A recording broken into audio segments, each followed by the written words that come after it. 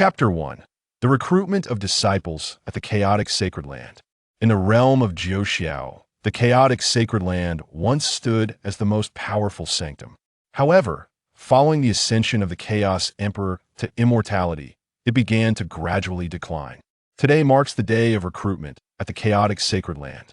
Nearby kingdoms and noble families have dispatched their prodigies to seek mentorship. Despite its waning glory, the chaotic sacred land remains one of the foremost powers across the Jiuxiao continent. Thus, throngs of aspirants continue to flock to its gates, creating a bustling scene. At last, I have entered the chaotic sacred land. I have finally accomplished the first task set by the system. Xiao Yun exerted considerable effort to push through the crowd and reach the grand entrance of the chaotic sacred land, stepping into the expansive plaza within. Ignoring the myriad conversations around him, he promptly closed his eyes to examine the system within him. The comprehension system. Function. Bestows enlightenment upon the host. Number of enlightenments. One time can be utilized at any moment with a silent thought. Task. Enter the chaotic sacred land completed. A new task will soon refresh. Seeing the task status change to completed, Xiao Yun felt a surge of emotion, nearly moved to tears. It had been a long and arduous journey after 16 years in this world. He had finally fulfilled the first task assigned by the system. It must be noted that this task was exceedingly challenging. Despite its decline, the chaotic sacred land is still a prestigious sanctum, not a place one could casually enter. Xiao Yun hailed from a noble family in a small kingdom, and their influence could not have facilitated his early arrival at the chaotic sacred land. Thus, he had waited 16 years for the opportunity to join the recruitment event. Beep. New task. Join the chaotic sacred land. Reward. 3 instances of enlightenment. Suddenly, the mechanical voice of the system resonated in his mind. Xiao Yun instantly grasped that his second task had arrived, and this time, the reward was even more substantial: 3 opportunities for enlightenment. It is noteworthy that enlightenment occurs when a cultivator, while contemplating the Tao, unexpectedly resonates with it, entering a profound state of understanding. The likelihood of such an occurrence is exceedingly rare. Even a genius may only experience it once in a lifetime. Those extraordinary talents may perhaps achieve it 2 or 3 times at most. This illustrates the rarity of such opportunities for enlightenment. Therefore, despite the system possessing only this singular function, Xiao Yun held it in high regard. To join the chaotic sacred land? Xiao Yun gazed at his latest task, a smile spreading across his face. Very well, since I have arrived at the chaotic sacred land, it is only natural that I should join. Though the chaotic sacred land has seen better days, it still holds significant stature. Even a withered camel is larger than a horse. Furthermore, it remains one of the mightiest forces in existence. Being able to cultivate within the chaotic sacred land undoubtedly enhances his prospects of becoming an unparalleled powerhouse. With this thought in mind, Xiao Yun maneuvered through the crowd, directing his gaze towards the elevated platform ahead. On the elevated platform of the square, a benevolent elder sat cross-legged, clad in a gray robe. His gaze as profound as the cosmic expanse, rendering it difficult to gaze directly upon him. I am the Elder of Guidance, tasked with welcoming you to the assessment. The elder declared with a warm smile, a glimmer of anticipation flickering in his eyes. In this session, he pondered whether a few prodigies or seedlings of immortality might emerge. At the very least, the birth of a few super geniuses would suffice. Having contemplated this, the Elder of Guidance continued in a resounding voice. All right, let us dispense with unnecessary words at the Chaos Sacred Land. We do not adhere to excessive formalities. The disciple selection assessment consists of but one challenge: to strike the chaos bell. As his words fell, the elder flicked his fingers, causing the very fabric of space to tear open, revealing a vast chasm. Forthwith, a resplendent, ancient gray bell soared from the rift and descended upon the square. Buzz! Upon its descent, the bell emitted a thunderous sound, akin to divine beings chanting and angels singing, causing the souls of all present to tremble. This is the Chaos Bell, the legendary weapon of the emperors. It is said that long ago, the Chaos Emperor wielded this bell, conquering the heavens and the earth, sweeping across myriad realms, invincible in all directions. Even among all the emperor's weapons, this bell would undoubtedly rank among the top 3. The square erupted into a flurry of discussion. Those gathered for the assessment hailed from noble families, each possessing their own extraordinary experiences. Xiao Yun, concealed among the crowd, gazed longingly at the chaos bell in the distance. If only he possessed such a treasure, there would be no place beyond his reach. Alas, this artifact was an emperor's weapon, far beyond his current capability to wield. Form an orderly line, placing your palms upon the chaos bell one by one. Should you succeed in ringing the bell, you shall be accepted as disciples of our chaos sacred land, the Elder of Guidance reiterated. Upon hearing his words, the crowd began to line up, each person reaching out to touch the chaos bell. However, the bell not only remained silent, but also unleashed a golden light, transporting those who touched it away. A wave of panic swept through the assembly. "Do not be alarmed," the Elder of Guidance proclaimed. "The Emperor's weapon possesses its own spirit. If one cannot ring the chaos bell, it will simply send you back to your homes, saving you the journey." Reassured by the Elder's words, the crowd regained their composure and continued to approach the chaos bell one by one.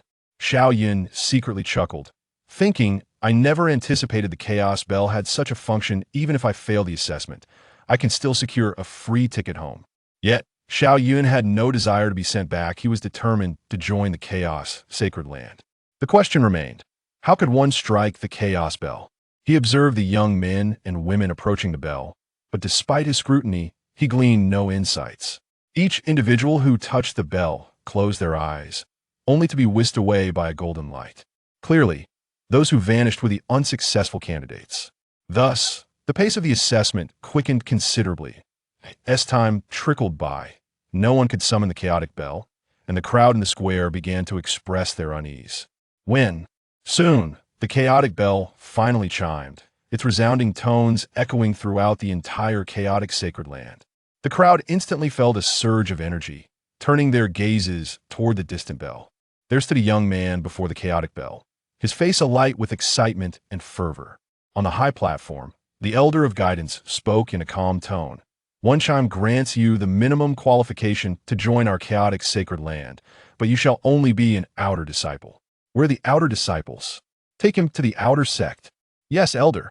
A man in a black robe suddenly soared from the heavens, seizing the youth beside the chaotic bell and whisking him away into the distance. Upon hearing that this young man was barely qualified to become an outer disciple, the crowd was momentarily taken aback. To them, merely ringing the chaotic bell was an extraordinary feat. However, to only attain the status of an outer disciple seemed excessively stringent for the assessments of the chaotic sacred land. Someone inquired, "Elder of Guidance, how many times can one person ring the chaotic bell? How does the number of chimes correlate with the privileges granted upon joining the chaotic sacred land?" This was a pivotal question. The crowd collectively turned their attention to the Elder of Guidance atop the platform. With a slight smile, the Elder replied, "The chaotic bell can toll 9 times. 1 chime qualifies you as an outer disciple. 2 chimes elevate you to an inner disciple. 3 chimes make you a true disciple. 4 chimes grant you the status of an elder disciple. 5 chimes bestow upon you the title of a grand elder disciple.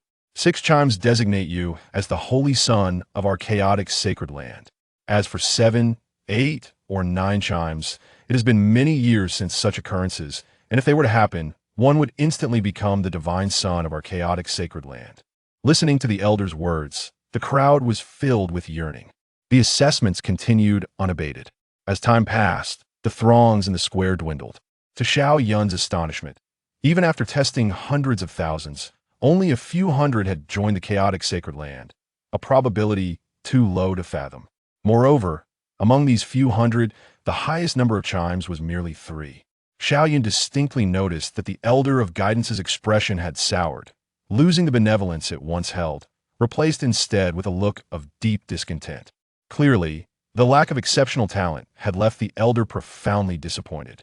Each generation is weaker than the last. Is our chaotic sacred land truly destined to decline?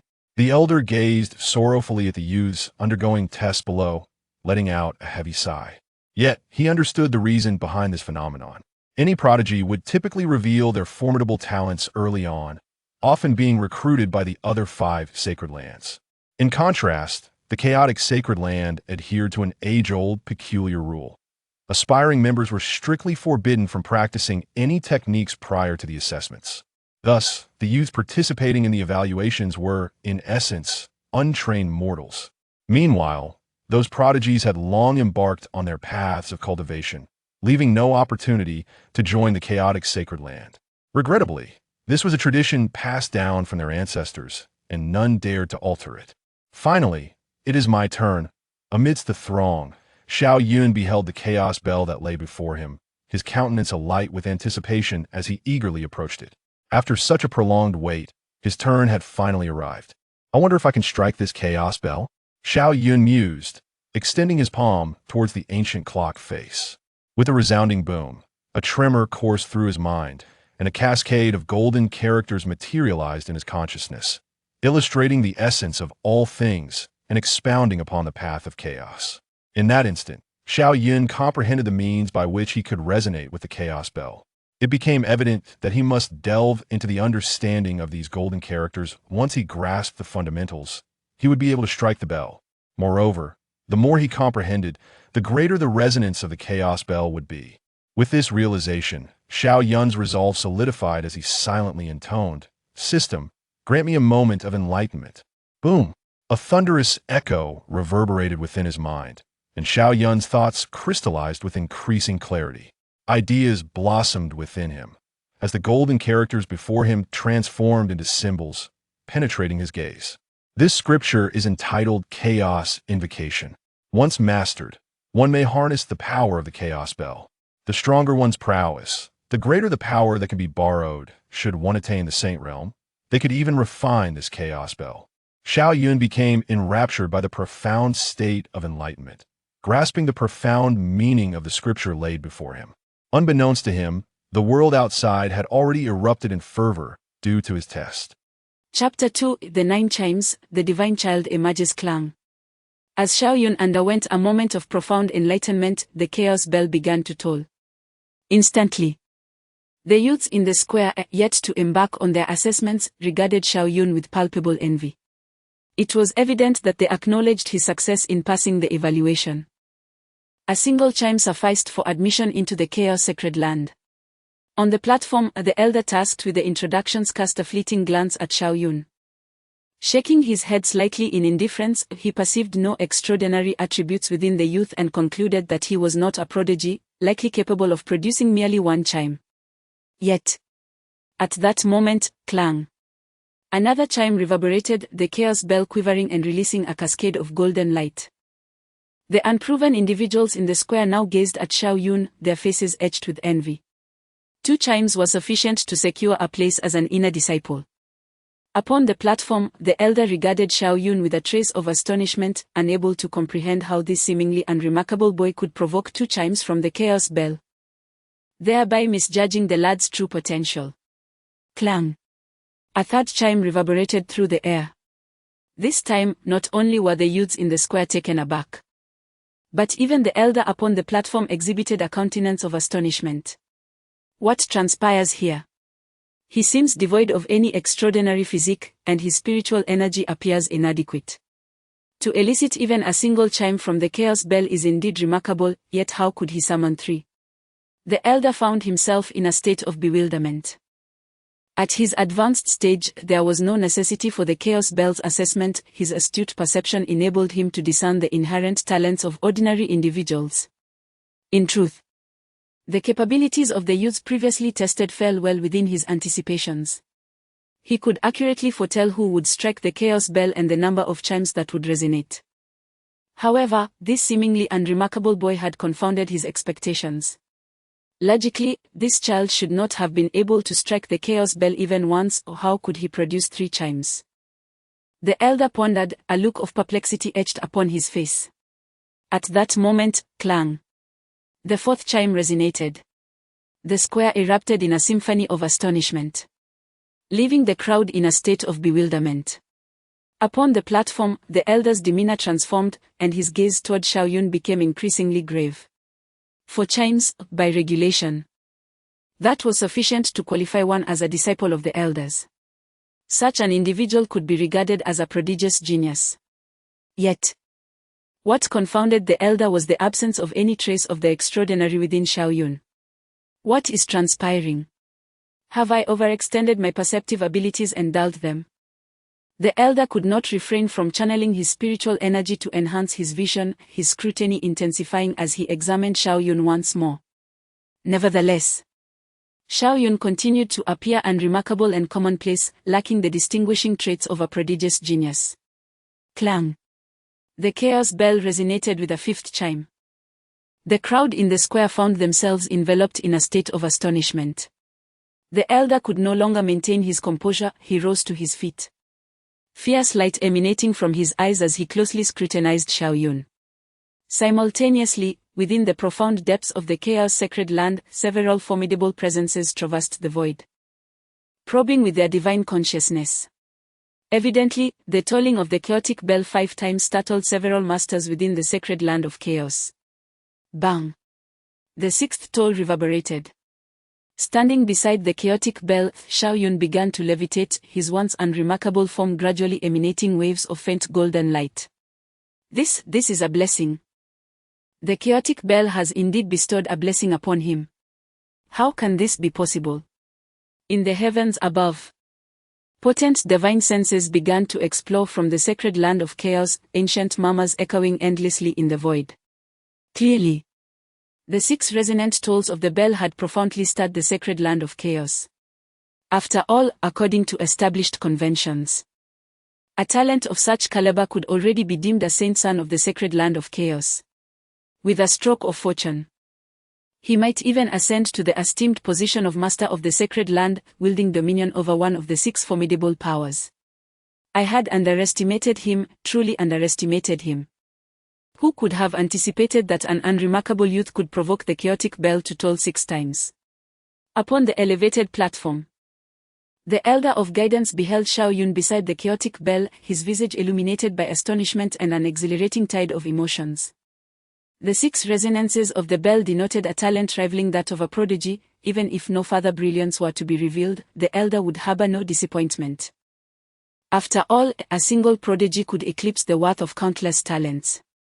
However, before the elder could fully immerse himself in his elation, the 7th toll of the chaotic bell resounded. In an instant, the elder's expression transformed dramatically. The chaotic bell in the square began to emit radiant beams of golden light, bathing the entire realm in its glow. Meanwhile, Xiaoyun, with eyes closed, sat cross-legged beside the chaotic bell, continuously purified by its golden luminescence. A vast shield of white light gradually enveloped Xiaoyun, rendering him akin to an infant nestled in the embrace of its mother, purifying the tendons and marrow. A return to the womb, this. The elder of guidance fixed his gaze upon Xiaoyun, his countenance a tableau of astonishment. The 7th toll. The chaotic bell was effortlessly assisting this child in the purification of his tendons and marrow, obliterating the acquired essence, and restoring him to a state reminiscent of that of an unborn infant. To contemplate its ability to cleanse the tendons and marrow. The chaotic bell has resonated 7 times, our sacred land of chaos has not experienced such a marvel in ages. Indeed, heaven bestows its favor upon our sacred land. Ha ha ha. Just as I emerged from my seclusion, such a wonder has chosen to affiliate with our sacred land.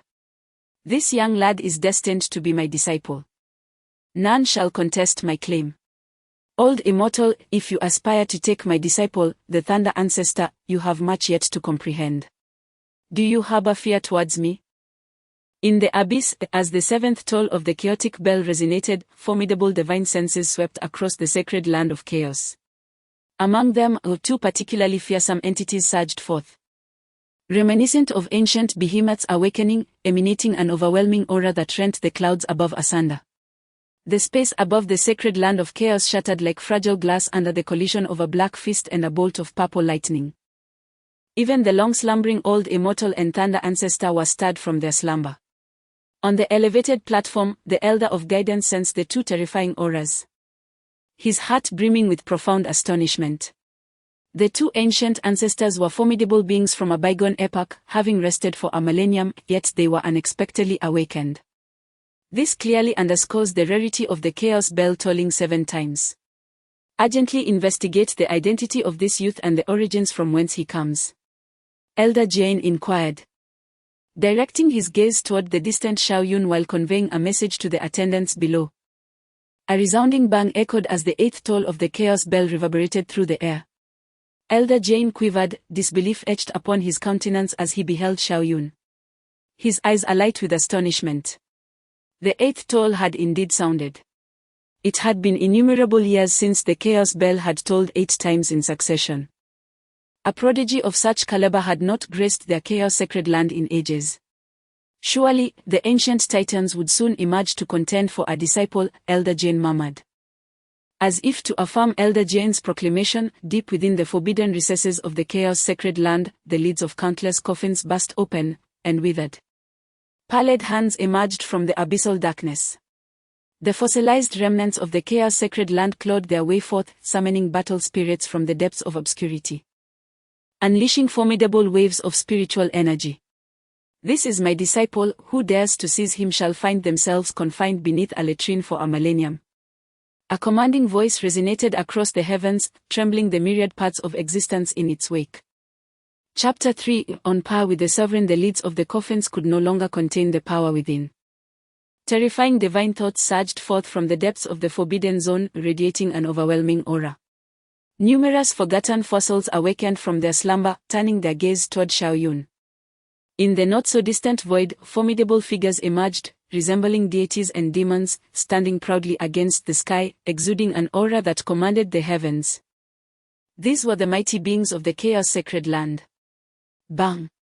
The 9th toll of the chaos bell reverberated. The entire chaos-sacred land erupted in fervor. In the square, those youths yet to partake in the assessment stood in stern silence.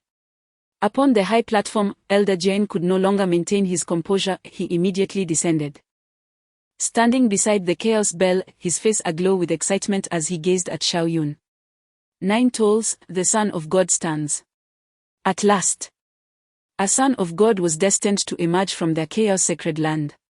Within the chaos-sacred land, the status of a Son of God is akin to that of the sovereign, surpassing even the elders and the supreme elders.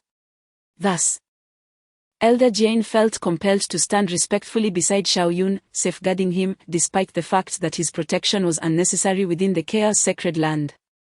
With the ancient ancestors and supreme elders nearby, along with the fossils concealed in the void, none could harm Xiaoyun in this sacred space. However, Elder Jane understood the importance of demeanor. Moreover, gazing upon Xiaoyun, he felt entirely willing to adopt this role. Ha ha ha, I never anticipated that under my stewardship a Son of God would emerge. If this Son of God ascends to the throne, I too shall be inscribed in the annals of our chaos-sacred land, thus achieving everlasting renown. Elder Jane felt an overwhelming sense of pride. This is indeed the Son of God, more formidable than those prodigies, comparable to the offspring of the great emperor. At the very least, he could ascend to the status of a quasi-emperor, with a significant chance of glimpsing the realm of the great emperor. If our chaos-sacred land were to witness the emergence of another great emperor, it would rise to prominence, no longer languishing at the bottom among the 6 sacred lands. After so many years, we have finally awaited this day. Elder Jane gazed at Xiaoyun before him, his aged face trembling with excitement, eyes glistening with moisture, on the verge of tears. Boom! Boom! Boom! Simultaneously, the chaotic sacred land ignited with fervor as countless formidable figures ascended into the heavens, directing their attention toward the plaza. From long-buried fossilized remains to slumbering ancestors. From elders who had secluded themselves for years to those wielding immense authority, as well as the holy sons and prodigies of the chaotic sacred land. All focused their gaze upon the chaotic bell. In this moment, Xiaoyun stood beside the chaotic bell, the epicenter of everyone's attention. Yet, Xiaoyun remained oblivious to it all, shrouded in a golden divine light, exuding an aura of transcendence, as if he had instantaneously attained sanctity. 9 resounding chimes echoed. The Son of God has emerged, our chaotic sacred land has finally given birth to a Son of God. Truly remarkable. To summon 9 resonant chimes from the chaotic bell. One must possess a profound understanding of the chaotic induction. This is an accomplishment that even the most experienced practitioners find elusive. How could this mere mortal achieve such a remarkable feat in such a fleeting moment? What extraordinary insight he possesses! For countless years, the other 5 sacred realms have bestowed their sons, while our chaotic sacred land has languished in solitude. At long last, that has changed. Ha ha ha. The time for our chaotic sacred land to ascend has arrived. I never anticipated witnessing the emergence of a son of God in my lifetime. I depart this world without regrets. It is foretold that once our chaotic sacred land begets a son of God, he shall be unparalleled in his epoch, with a path to the imperial throne laid before him. This child harbors the potential of a great emperor. Above the chaotic sacred land, conversations flourished. The elders were deeply moved, tears cascading down their cheeks. In contrast, the younger generation regarded Xiaoyun with curiosity, contemplating the extraordinary abilities this seemingly unremarkable individual possessed to provoke such a significant commotion. It is widely acknowledged that some holy sons, even during their inconspicuous days, could emanate brilliance and exude spiritual energy, clearly signifying their exceptional nature. Yet, this Xiaoyun appeared remarkably ordinary. Nevertheless, it was this very unassuming individual who caused the chaotic bell to resonate 9 times, thereby earning the title of Son of God for the chaotic sacred land. Such a phenomenon is undeniably fascinating. How delightful! It feels akin to partaking in an invigorating rejuvenation. At that moment, beneath the scrutinizing gaze of the crowd, Xiaoyun gradually opened his eyes, stretching his body with a sense of ease. He experienced an extraordinary lightness, as though all his prior afflictions had dissipated into nothingness. Suddenly, a shiver traversed Xiaoyun's spine as he became acutely aware of numerous stares directed at him. Instinctively, he scanned his surroundings and quickly discerned Elder Jane beside him, along with the formidable figures hovering in the distant sky. What is unfolding? Why does everyone's attention rest upon me? The intense scrutiny of the crowd induced a pang of anxiety in Xiaoyun, igniting a sense of disquiet within him. Notably, the piercing gaze of the Elder of Guidance before him resembled a blinding ray, emanating an almost intolerable heat, prompting Xiaoyun to ponder whether the Elder possessed ulterior motives. Ahem, Elder of Guidance. Xiaoyun stammered, casting a wary glance at the Elder, instinctively retreating a few steps, apprehensive that the Elder might advance towards him with inappropriate intentions. Xiaoyun, congratulations on your induction into our chaotic sacred land. Furthermore, you have summoned the chaotic bell 9 times, thus earning the esteemed title of our divine son, the Elder of Guidance proclaimed, his eyes shimmering with fervor as though he were gazing upon a rare gem. Xiaoyun was momentarily taken aback. 9 rings? Becoming a divine son? This revelation struck him with profound astonishment. While he had anticipated that he would sound the chaotic bell, he never envisioned it would resonate 9 times. This was truly remarkable. A wave of exhilaration surged within Xiaoyun. It was widely acknowledged that attaining the status of divine son in the chaotic sacred land bestowed immense privileges.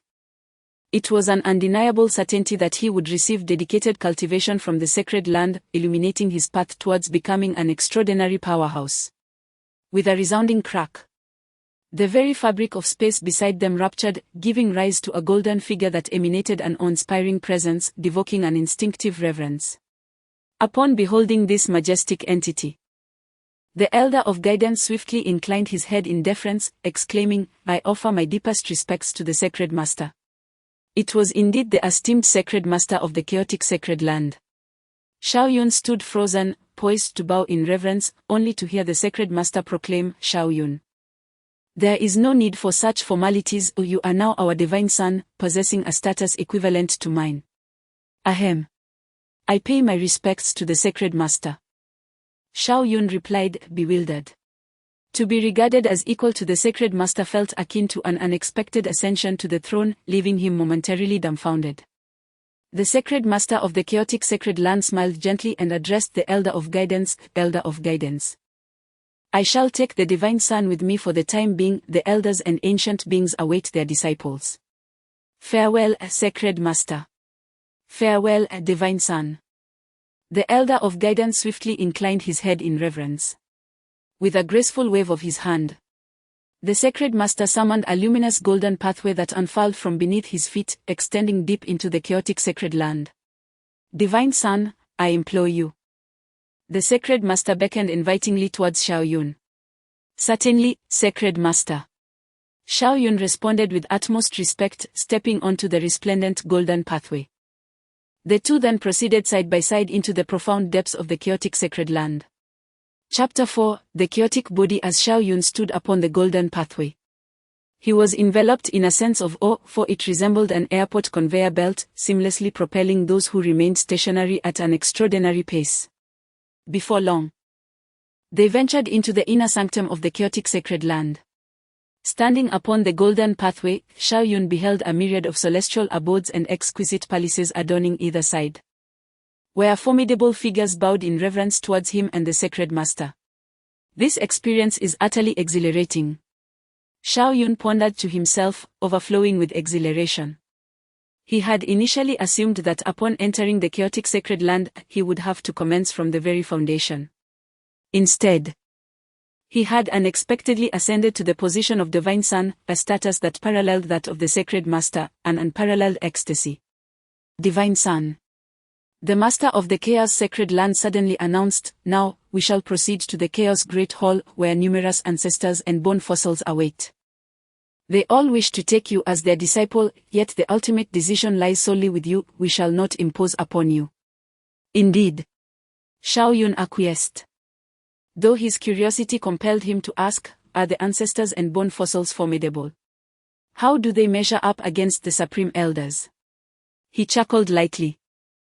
The master of the chaos sacred land chuckled softly, fully aware that Xiaoyun was but a mortal with limited experience. He elucidated. The supreme elders are merely at the transcendent realm, even inferior to myself, while the ancestors are at least saints. As for the bone fossils, they are far more formidable. They were the powerful figures of a bygone era, having already attained the great saint realm, with some even reaching the threshold of emperor.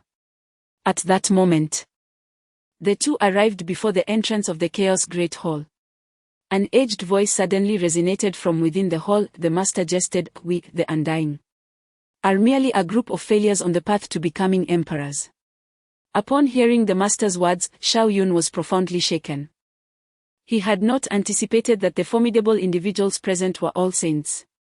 Though they jested as failures on the path to emperorhood, the ability to rival an emperor, even as a failure, implied unimaginable strength.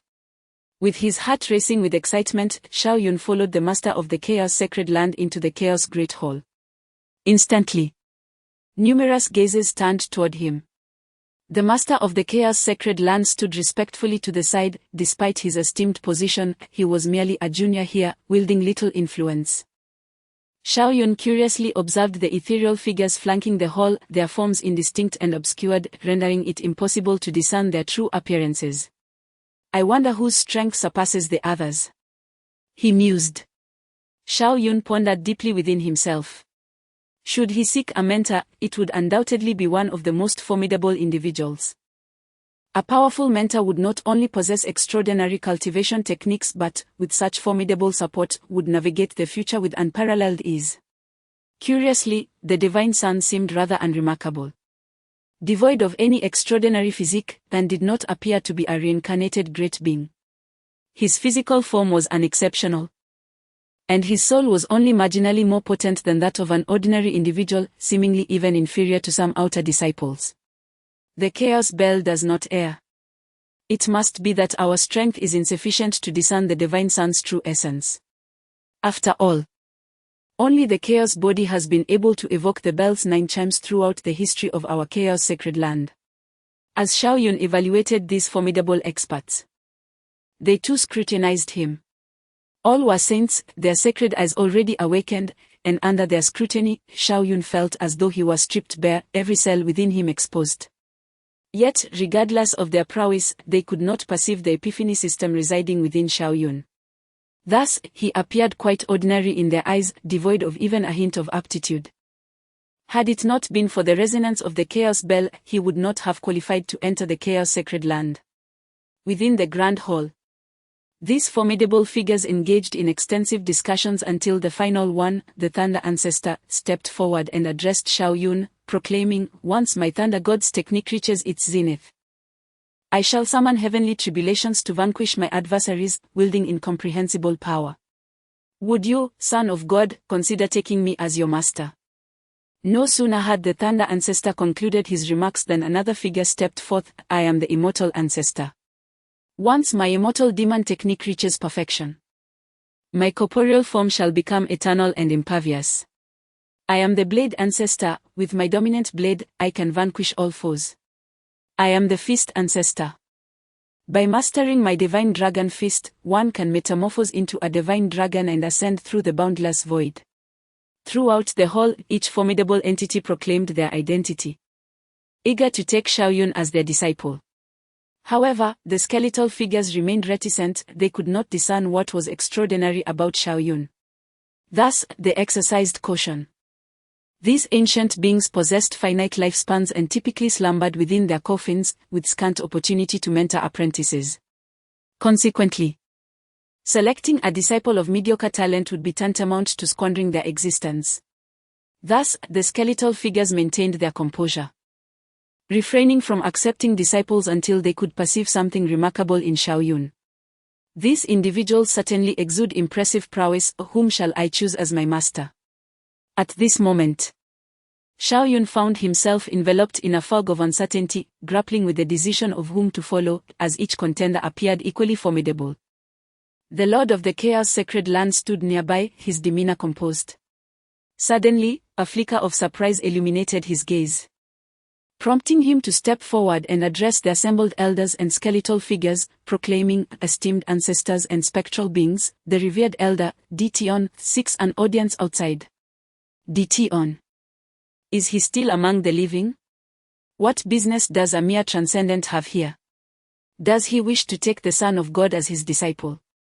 Let him enter. Following a succinct deliberation among those present, they granted Elder Dition permission to enter.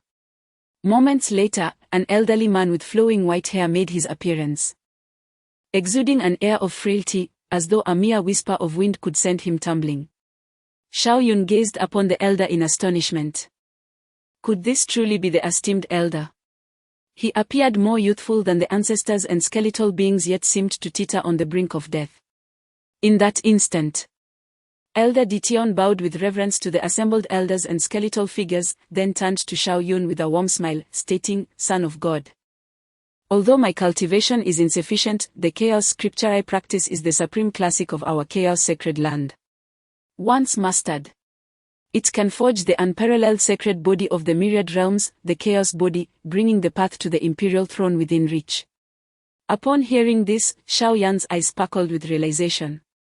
The chaos body, even in his ignorance, he comprehended that this physique was invincible throughout the world. Once attained, it would undoubtedly pave the way to imperial status. Furthermore, Shao Yun recognized his own ordinary talents. Without cultivating a formidable physique, he feared he would never ascend to greatness. However, with the chaos body, all obstacles could be overcome. Chapter 5: The determination to master the chaos scripture. In a fleeting moment, Shao Yun resolved to take Elder Dition as his mentor. Perhaps the cultivation and stature of this individual pale in comparison to the revered ancestors within the Grand Hall. However, with the possession of the chaos body, will Shao Yun ever need to concern himself with his future strength? Moreover, as the son of the divine, his standing is already akin to that of the sovereign. Yet, despite his contemplations, the esteemed ancestors gathered in the hall and the immobile beings clearly held a contrasting viewpoint. Absurd. A chilling snort reverberated throughout the hall.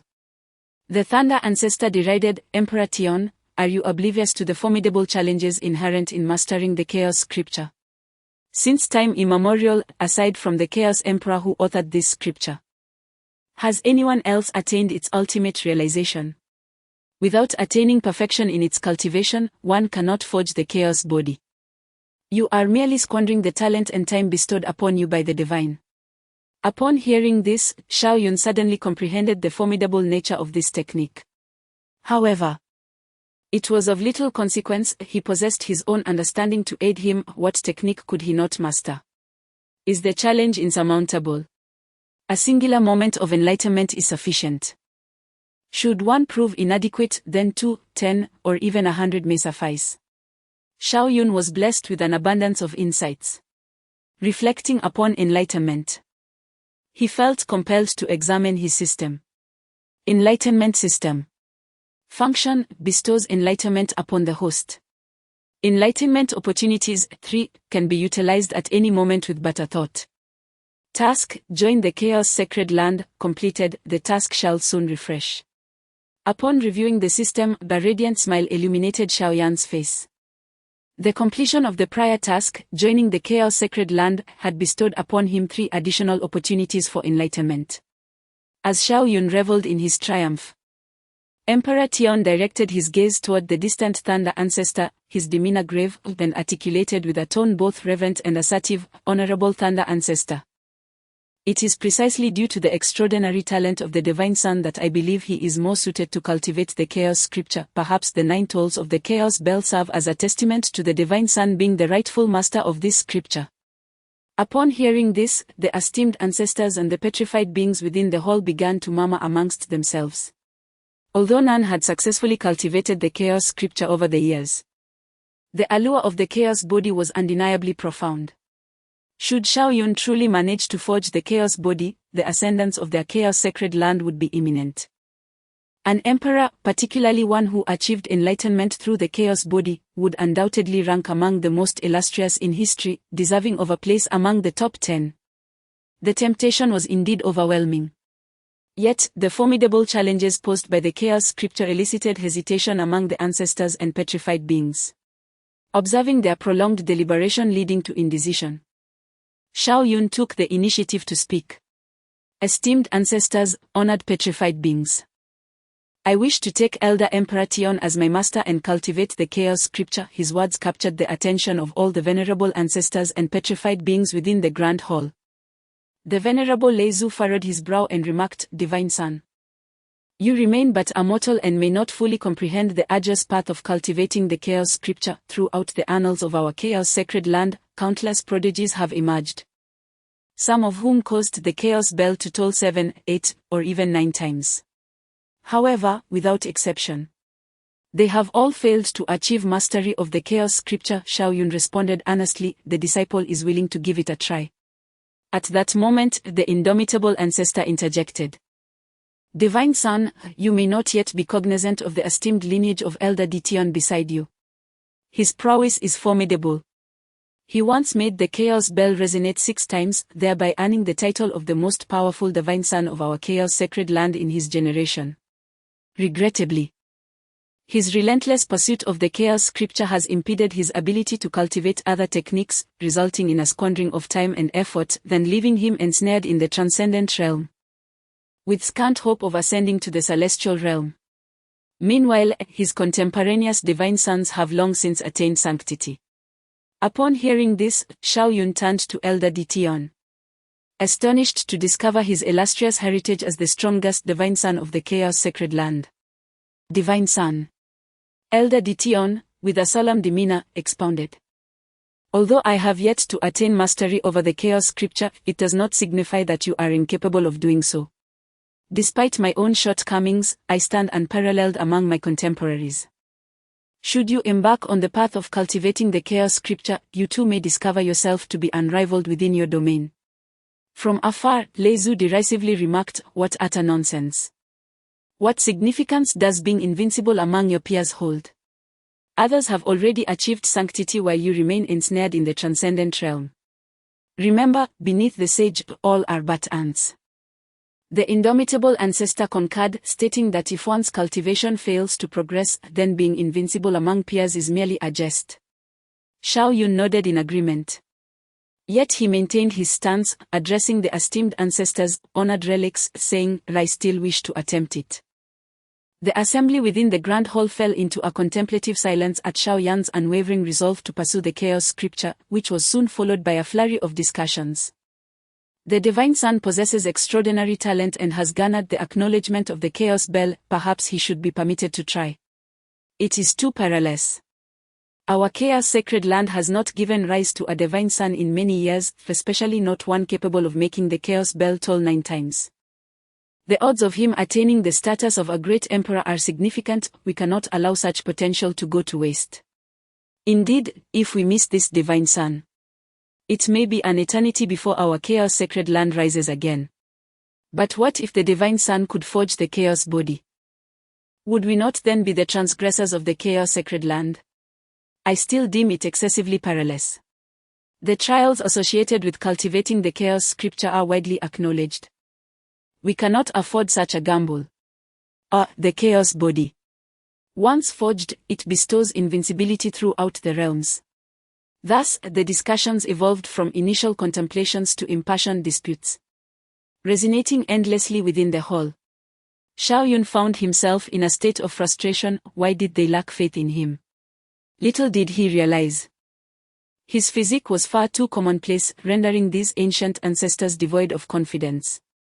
Nevertheless, he possessed a system. Xiao Yun could not refrain from casting a glance at the Lord of the Chaotic Sacred Land, who had been observing the tumultuous scene. She expressed, "My lord, I have resolved to take Elder Emperor Tion as my mentor. I humbly seek your endorsement in this endeavor." The Lord of the Chaotic Sacred Land furrowed his brow at her declaration, for he felt an inclination to assert that despite his title, he wielded no power within the confines of this chaotic hall. No. At that moment, the Thunder Ancestor proclaimed with authority, "I unequivocally prohibit the Divine Son from practicing the chaotic scripture should our Divine Son fail to attain sanctity.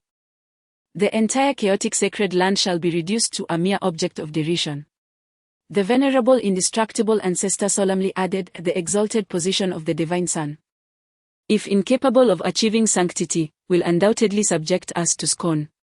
Just as Xiao Yun was poised to respond, a voice reverberated within his mind, "New task, abandon the identity of the Divine Son, reward 10 opportunities for enlightenment." Stunned by the voice's resonance in his thoughts, Xiao Yun found himself at a loss for words. How preposterous. I have only just assumed the role of the Divine Son, my seat is yet to warm.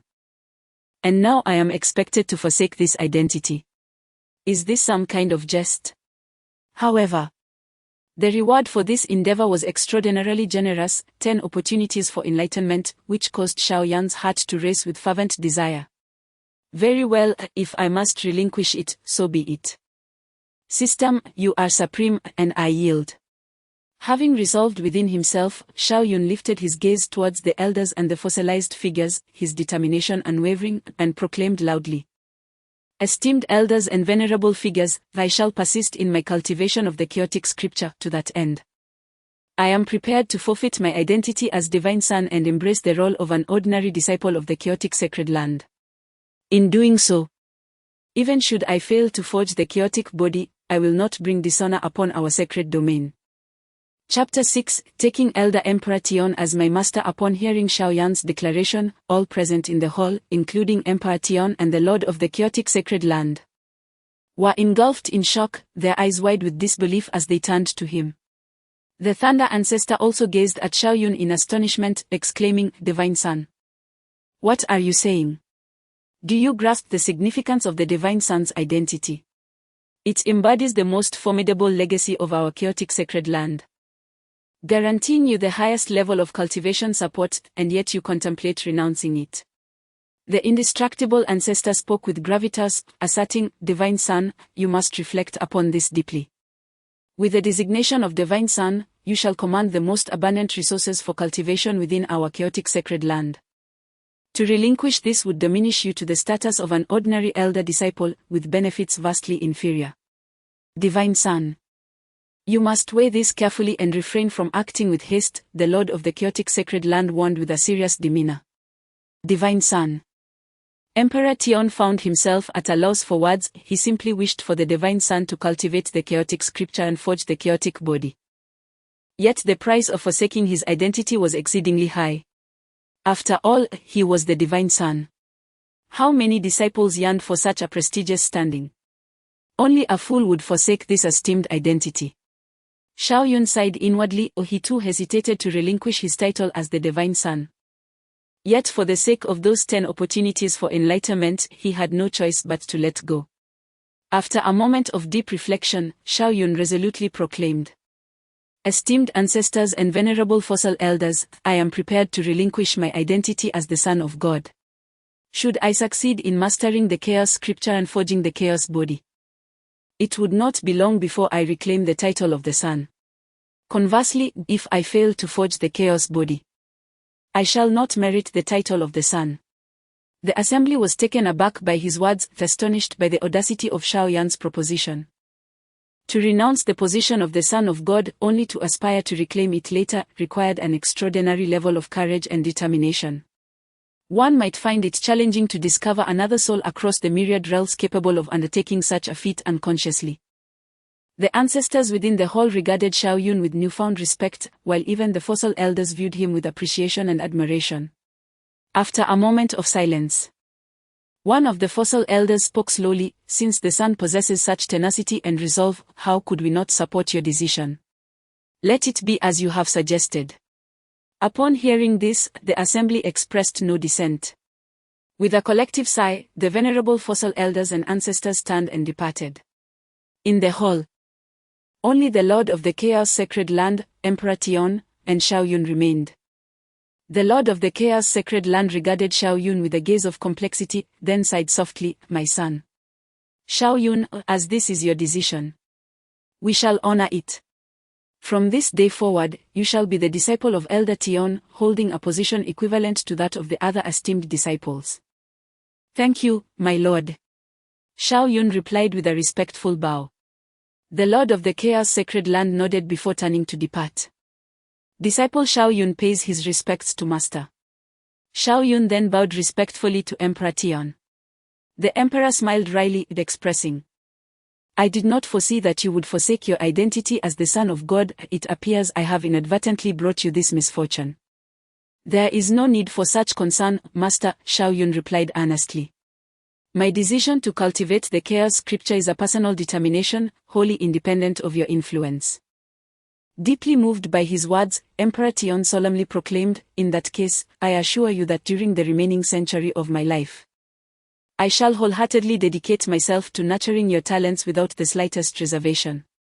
Xiaoyun was momentarily taken aback, exclaiming, "Master, how is it that you possess only a century of life remaining?"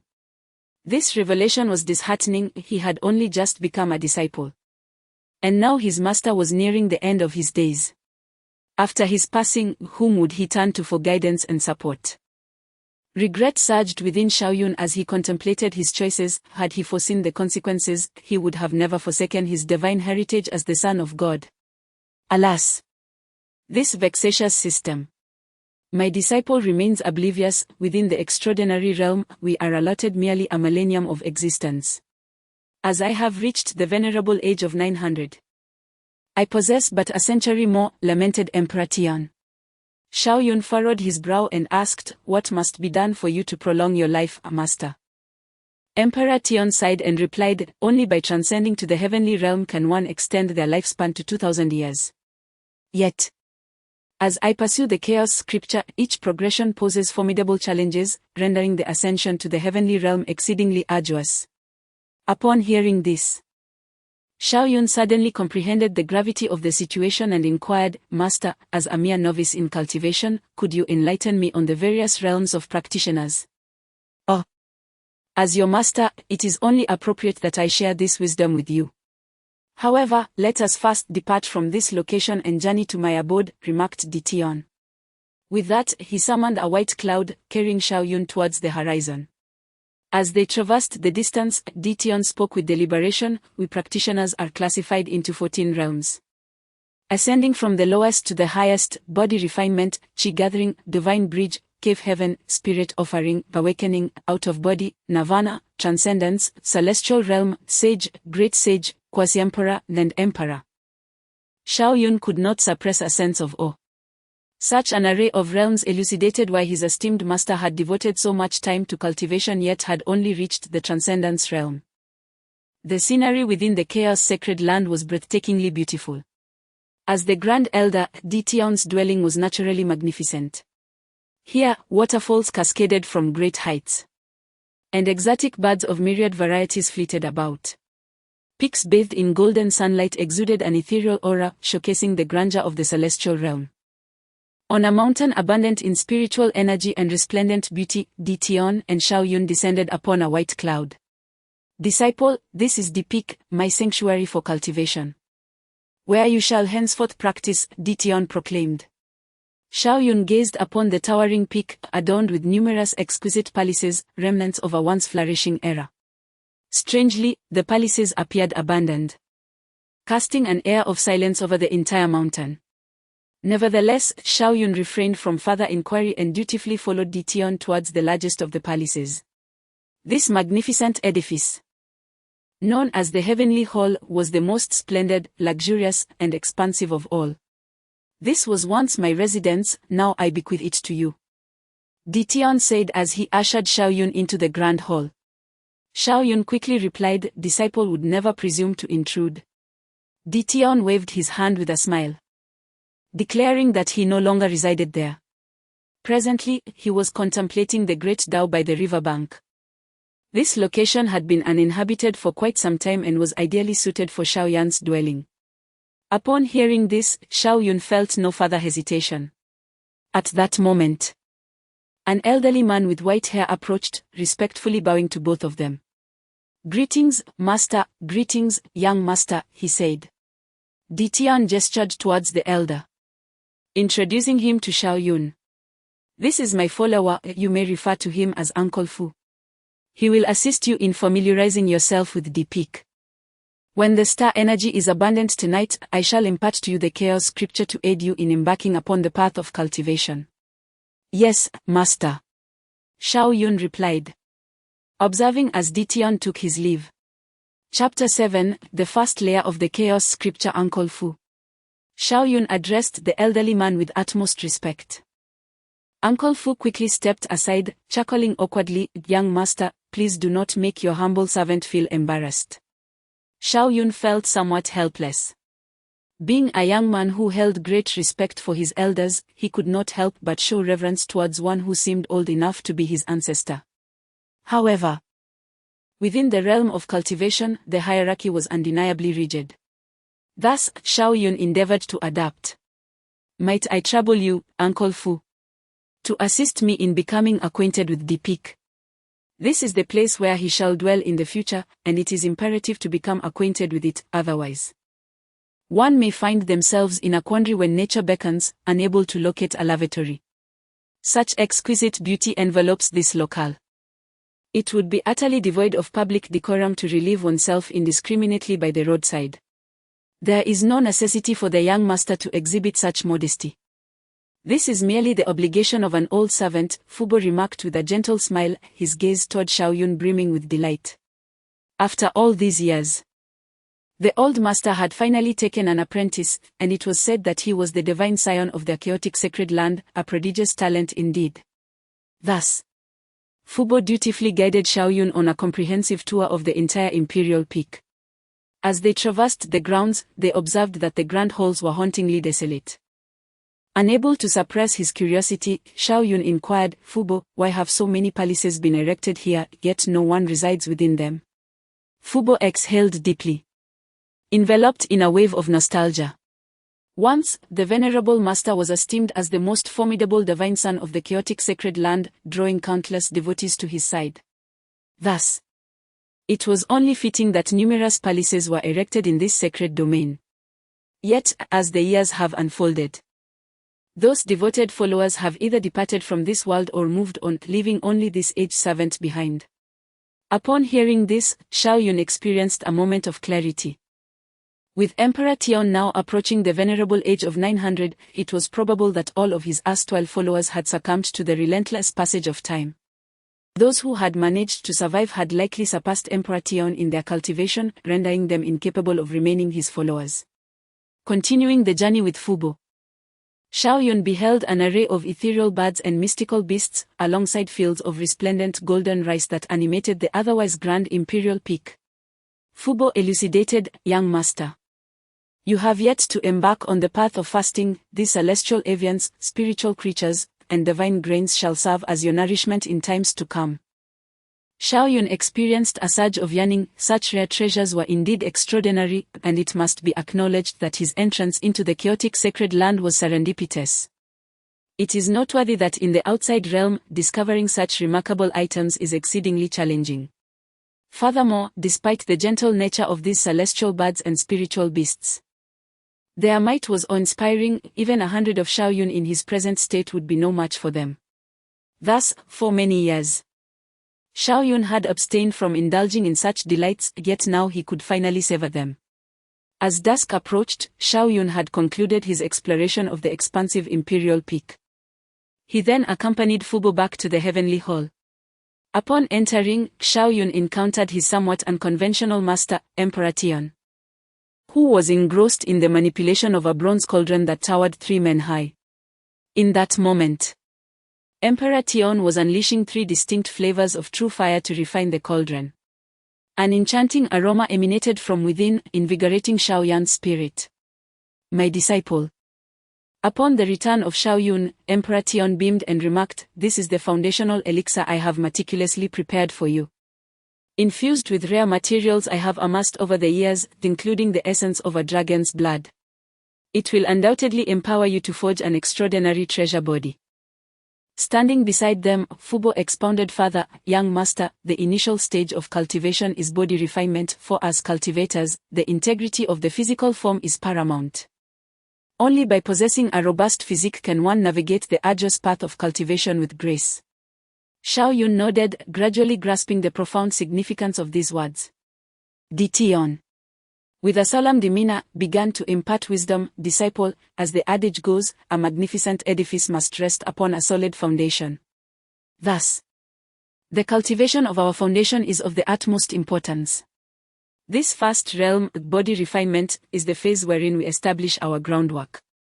Only by erecting a sturdy base can your future accomplishments know no bounds." Xiaoyun nodded in comprehension. A lofty structure lacking a stable foundation would surely succumb to the slightest tremor. Therefore, the foundation is indeed critical. Afu, approach and assist me in the ritual. Tian gestured to Fubo, entrusting him with the responsibility of the ritual while he seated himself cross-legged on a nearby mat alongside Xiaoyun. At that moment, the sky had fully surrendered to darkness, and a multitude of stars twinkled in the heavens, their luminescence casting an ethereal glow over the entirety of the peak. Tian regarded Xiaoyun, who sat opposite him, with a serious expression and declared, "Disciple, I shall now impart to you the chaos scripture. However, you must first pledge that you shall never disclose the chaos scripture to outsiders without the Lord's consent." Xiaoyun nodded, understanding that this technique was the supreme treasure of the chaos sacred land and must remain confidential. He solemnly took an oath. Upon witnessing Xiaoyun's vow, Tian smiled faintly and gestured towards Xiaoyun's forehead. "Disciple, concentrate your mind and earnestly grasp the chaos scripture." Xiaoyun promptly closed his eyes, apprehensive about his innate talent and aptitude, and soon experienced a moment of epiphany. The universe harbors profound truths, elusive to mere senses. All things are not as they appear, yet they are one with me.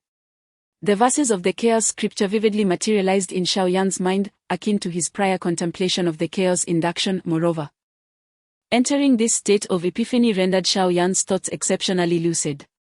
As he contemplated the chaos scripture, inspirations blossomed within him, and whenever he encountered challenges, clarity would suddenly illuminate his path. In this state of enlightenment, Xiaoyun found a harmonious connection with the chaos path, thus engaging with the chaos scripture posed no challenges whatsoever. It felt as effortless as the act of eating and drinking. Meanwhile, Tian observed Xiaoyun, his eyes closed in meditation, with a smile, while Fubo, engrossed in refining the great cauldron, cast a worried glance at Xiaoyun. "Do not fret, given Xiaoyun's aptitude. He should be able to comprehend the first layer of the chaos scripture in no more than 3 days, Tian reassured Fubo, who appeared anxious. Fubo whispered, "Master, it took you 7 days to grasp the first layer of the chaos scripture, which was already the swiftest record. If the young master cannot surpass this benchmark, He shall never exceed you in the future. Dition, brimming with confidence, replied, "Rest assured, if Xiaoyun can cause the chaos bell to toll 9 times. He will undoubtedly comprehend the first layer of the chaos scripture within 3 days." However, at that moment, the surrounding spiritual energy of heaven and earth suddenly surged violently, converging towards the meditating Xiaoyun like mighty rivers. In an instant, Xiaoyun was enveloped by the spiritual energy, his body lifting into the air, radiating beams of white light. How is this possible? Dition's eyes widened in astonishment as he beheld Xiaoyun. Beside him, Uncle Fu gasped in disbelief, exclaiming, "The infusion of spiritual energy. Has the young master grasped the first layer of the chaos scripture? My heavens, it has only been a mere quarter of an hour. Such innate talent is truly extraordinary." Dition's eyes shimmered with exhilaration as he fixated on Xiaoyun, resembling one who has stumbled upon a rare gem. Chapter 8, 9 Levels in a Day. A heavenly phenomenon is the cultivation of the chaos scripture, a formidable endeavor. Indeed, it is. Yet, after a fleeting moment of enlightenment, Xiaoyun effortlessly mastered the first layer of the chaos scripture. A rich tapestry of spiritual energy from the realms converged from all directions, infusing Xiaoyun's being, rendering him increasingly divine, while his physical form grew ever more robust. Witnessing this, Dition exclaimed with palpable enthusiasm, "In but a brief moment, he has managed to master the first layer of the chaos scripture. My calculations were indeed precise. Xiaoyun is the most fitting candidate for its cultivation. He is destined to forge the chaos body." Uncle Fu, his countenance brimming with anticipation, remarked, "The chaos body, an invincible holy physique. Should I bear witness to the day when the young master attains his goal, I would depart this world without a trace of regret." Dition nodded in concurrence. This had once been his most fervent ambition, and now he bestowed that hope upon Xiaoyun. Meanwhile, Xiaoyun remained deeply engrossed in his moment of enlightenment concerning the chaos scripture. However, the window for such enlightenment was fleeting, and as he began to grasp the first layer, that moment of insight swiftly drew to a close. This chaos scripture is undeniably formidable.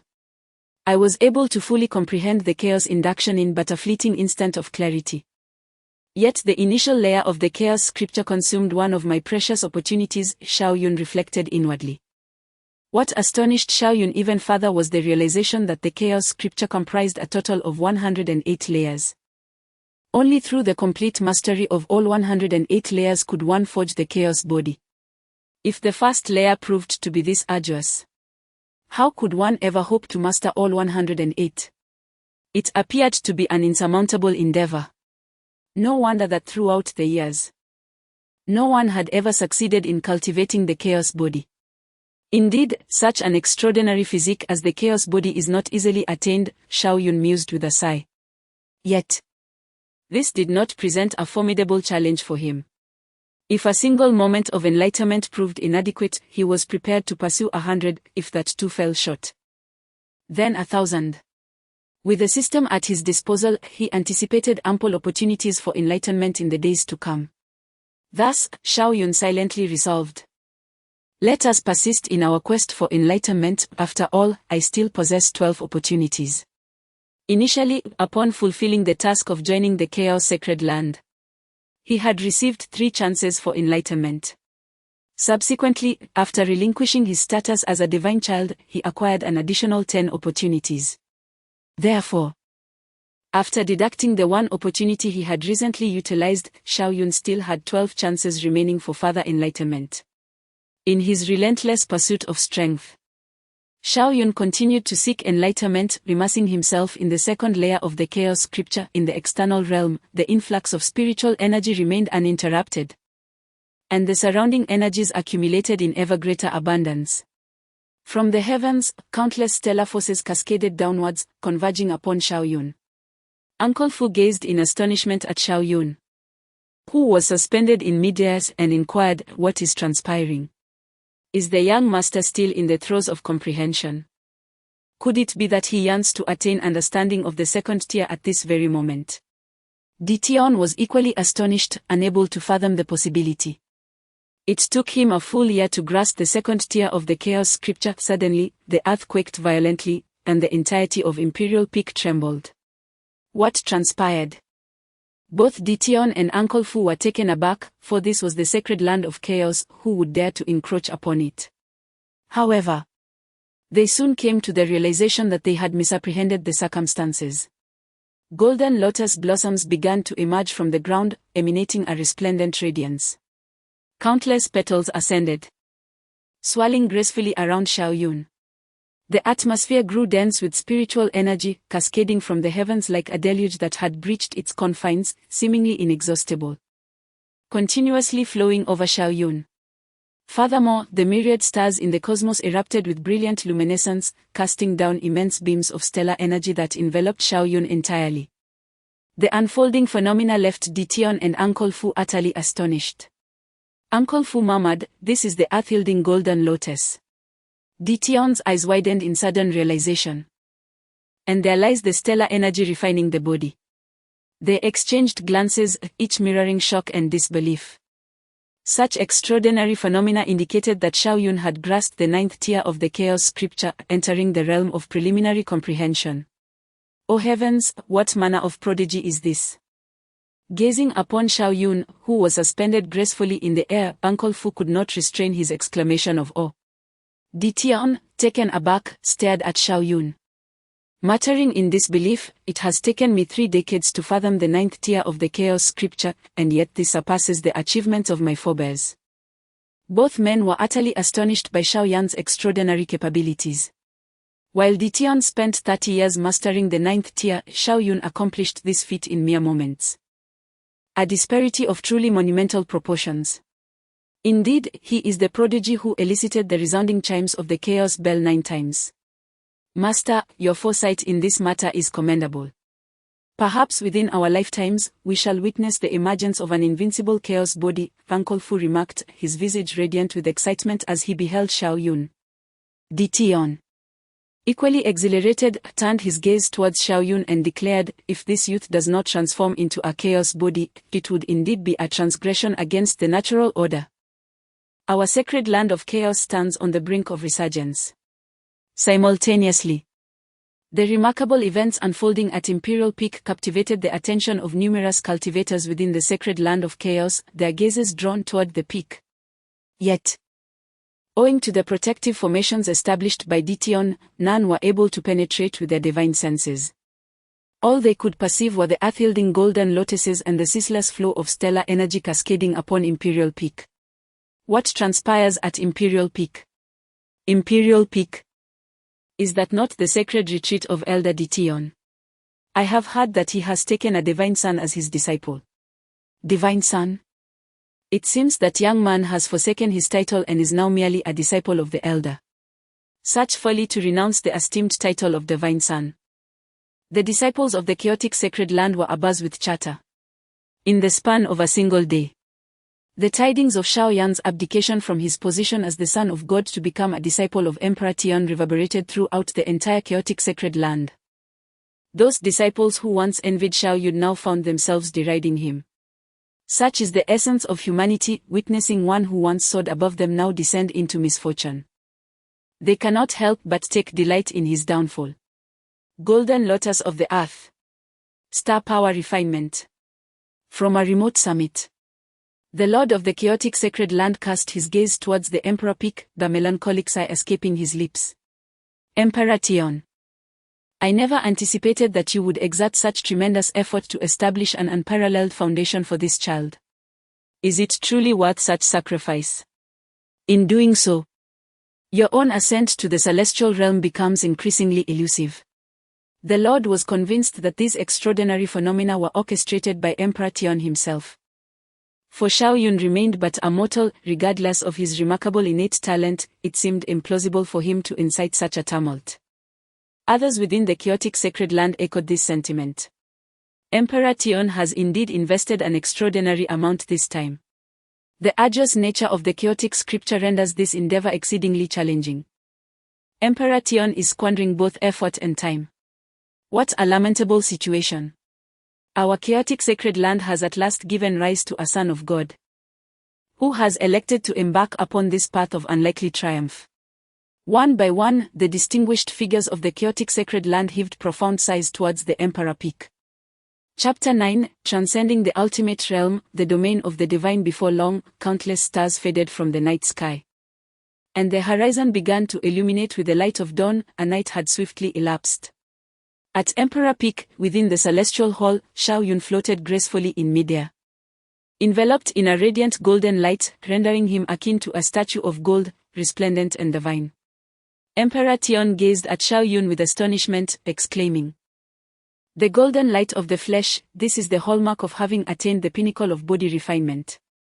Beside them, Uncle Fu, who was still immersed in the refinement of the bronze cauldron, momentarily paused in disbelief, then exclaimed, "Does this signify that the young master has already forged an unparalleled foundation and no longer requires the foundation liquid?"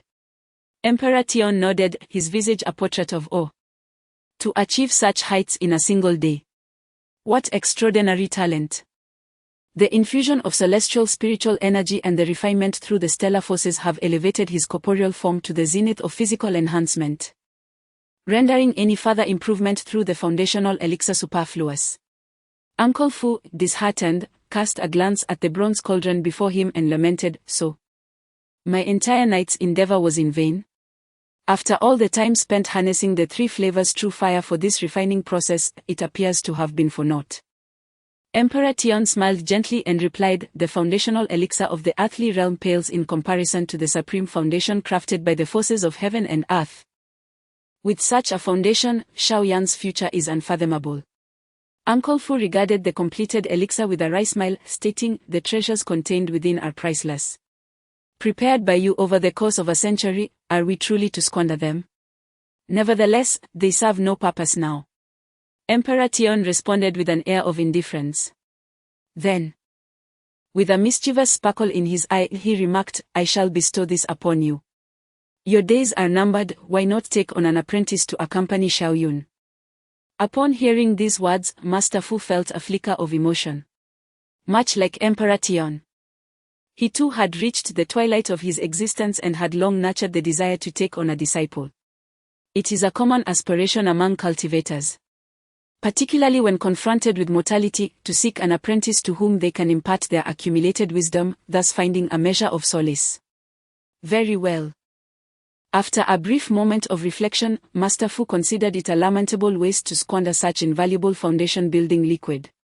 He nodded and declared, coincidentally, "The Chaos Sacred Land is presently in search of new disciples, I shall proceed to select one." Emperor Tian nodded in assent. Master Fu then ascended from Emperor Peak upon a cloud. At that moment, Shao Yun opened his eyes and, noticing Master Fu's departure, inquired with curiosity, "Master, whither has Fu gone?"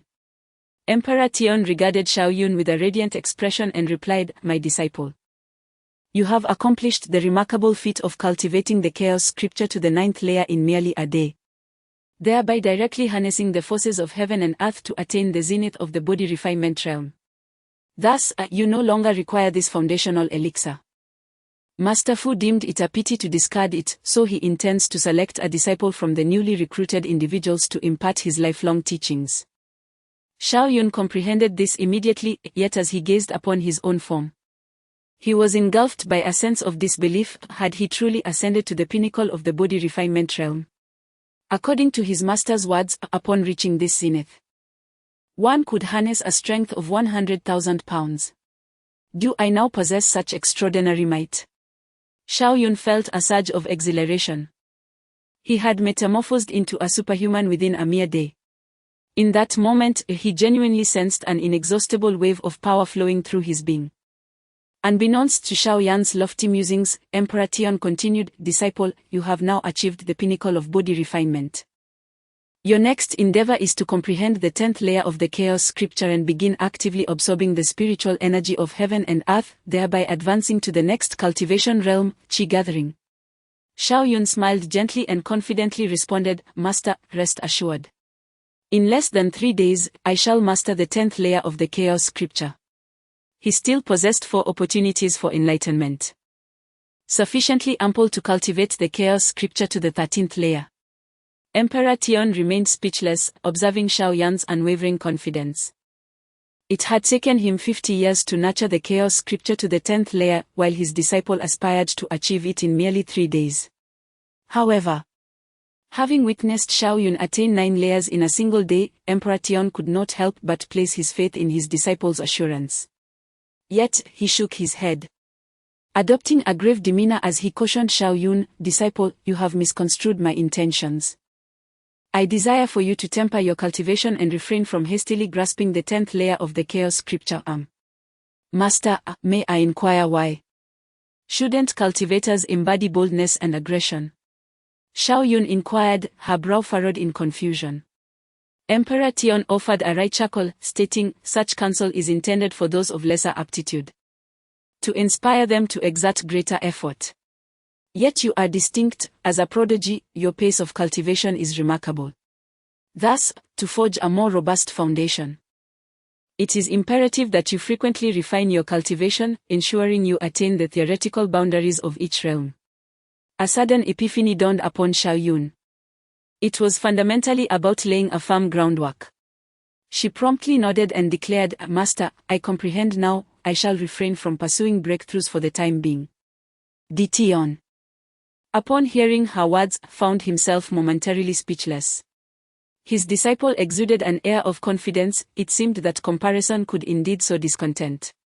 He continued to address Xiao Yun, saying, "Disciple, whilst you temporarily restrain your cultivation, you may still engage in combat techniques to further explore the capabilities of your physical form, thus transcending the extreme realm and entering the fabled forbidden domain." Transcend the extreme realm? Forbidden domain. Xiao Yun was momentarily taken aback, his expression shifting to one of confusion as he queried, "Master, is the pinnacle of the body refinement stage not the ultimate boundary? Is there still a possibility of transcending it? What precisely constitutes this forbidden domain?" Tian clarified. 100,000 pounds of strength represents merely the theoretical zenith of the body refinement stage, attainable solely by extraordinary geniuses. However, certain individuals endowed with unique constitutions can indeed surpass this threshold, achieving strengths of 110,000 pounds, 120,000 pounds, or even beyond. This phenomenon is what we denote as the forbidden domain. Driven by curiosity, Xiao Yun further questioned, "Master, in the annals of the cultivation world, what is the utmost strength one can attain within the confines of the body refinement stage?" Tian smiled softly and responded, "The utmost limit is 100,000 pounds. When doubled, it becomes forbidden. There exist 9 levels of forbiddance, culminating in the divine. Our ancestral master, the Chaos Emperor of the Chaos Holy Land, once attained a strength of 1 million pounds during the body refinement stage, thus entering the realm of 9 forbiddances. Also known as the divine forbidden domain, an expanse accessible solely to the divine." Xiao Yun found himself momentarily at a loss for words. It appeared that the body refinement stage could indeed reach a staggering 1 million pounds of strength, while he had merely achieved 1/10 of that, leaving him considerably distant from the zenith. What he failed to recognize was that an ordinary individual could reach 70 to 80,000 pounds of strength to enter the gathering chi stage, with only extraordinary geniuses capable of attaining the utmost limit of 100,000 pounds. It was only those endowed with exceptional constitutions who could catch a glimpse of the forbidden domain. Moreover, the body refinement stage represented merely the initial tier of cultivation, and few were inclined to squander excessive time within it. However, now that Xiao Yun grasped this knowledge, he resolved to ascend to the pinnacle of the body refinement stage.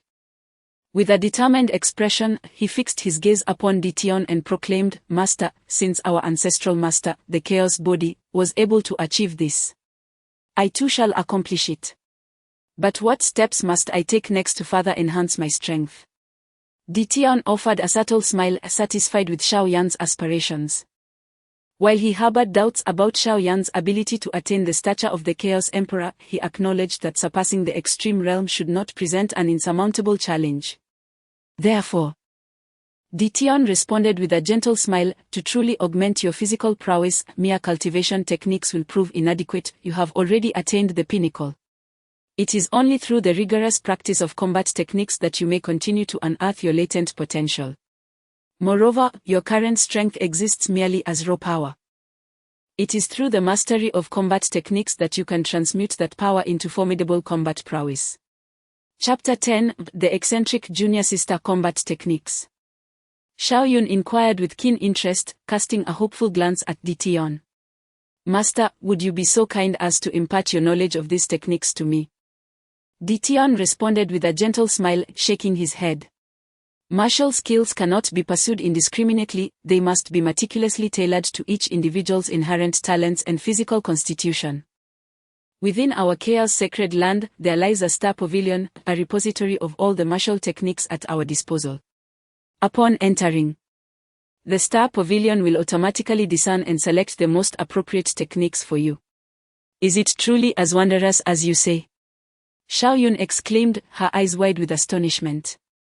Then, Master, I implore you to take me there at once. Dition chuckled softly, my dear disciple, you exhibit an excessive eagerness.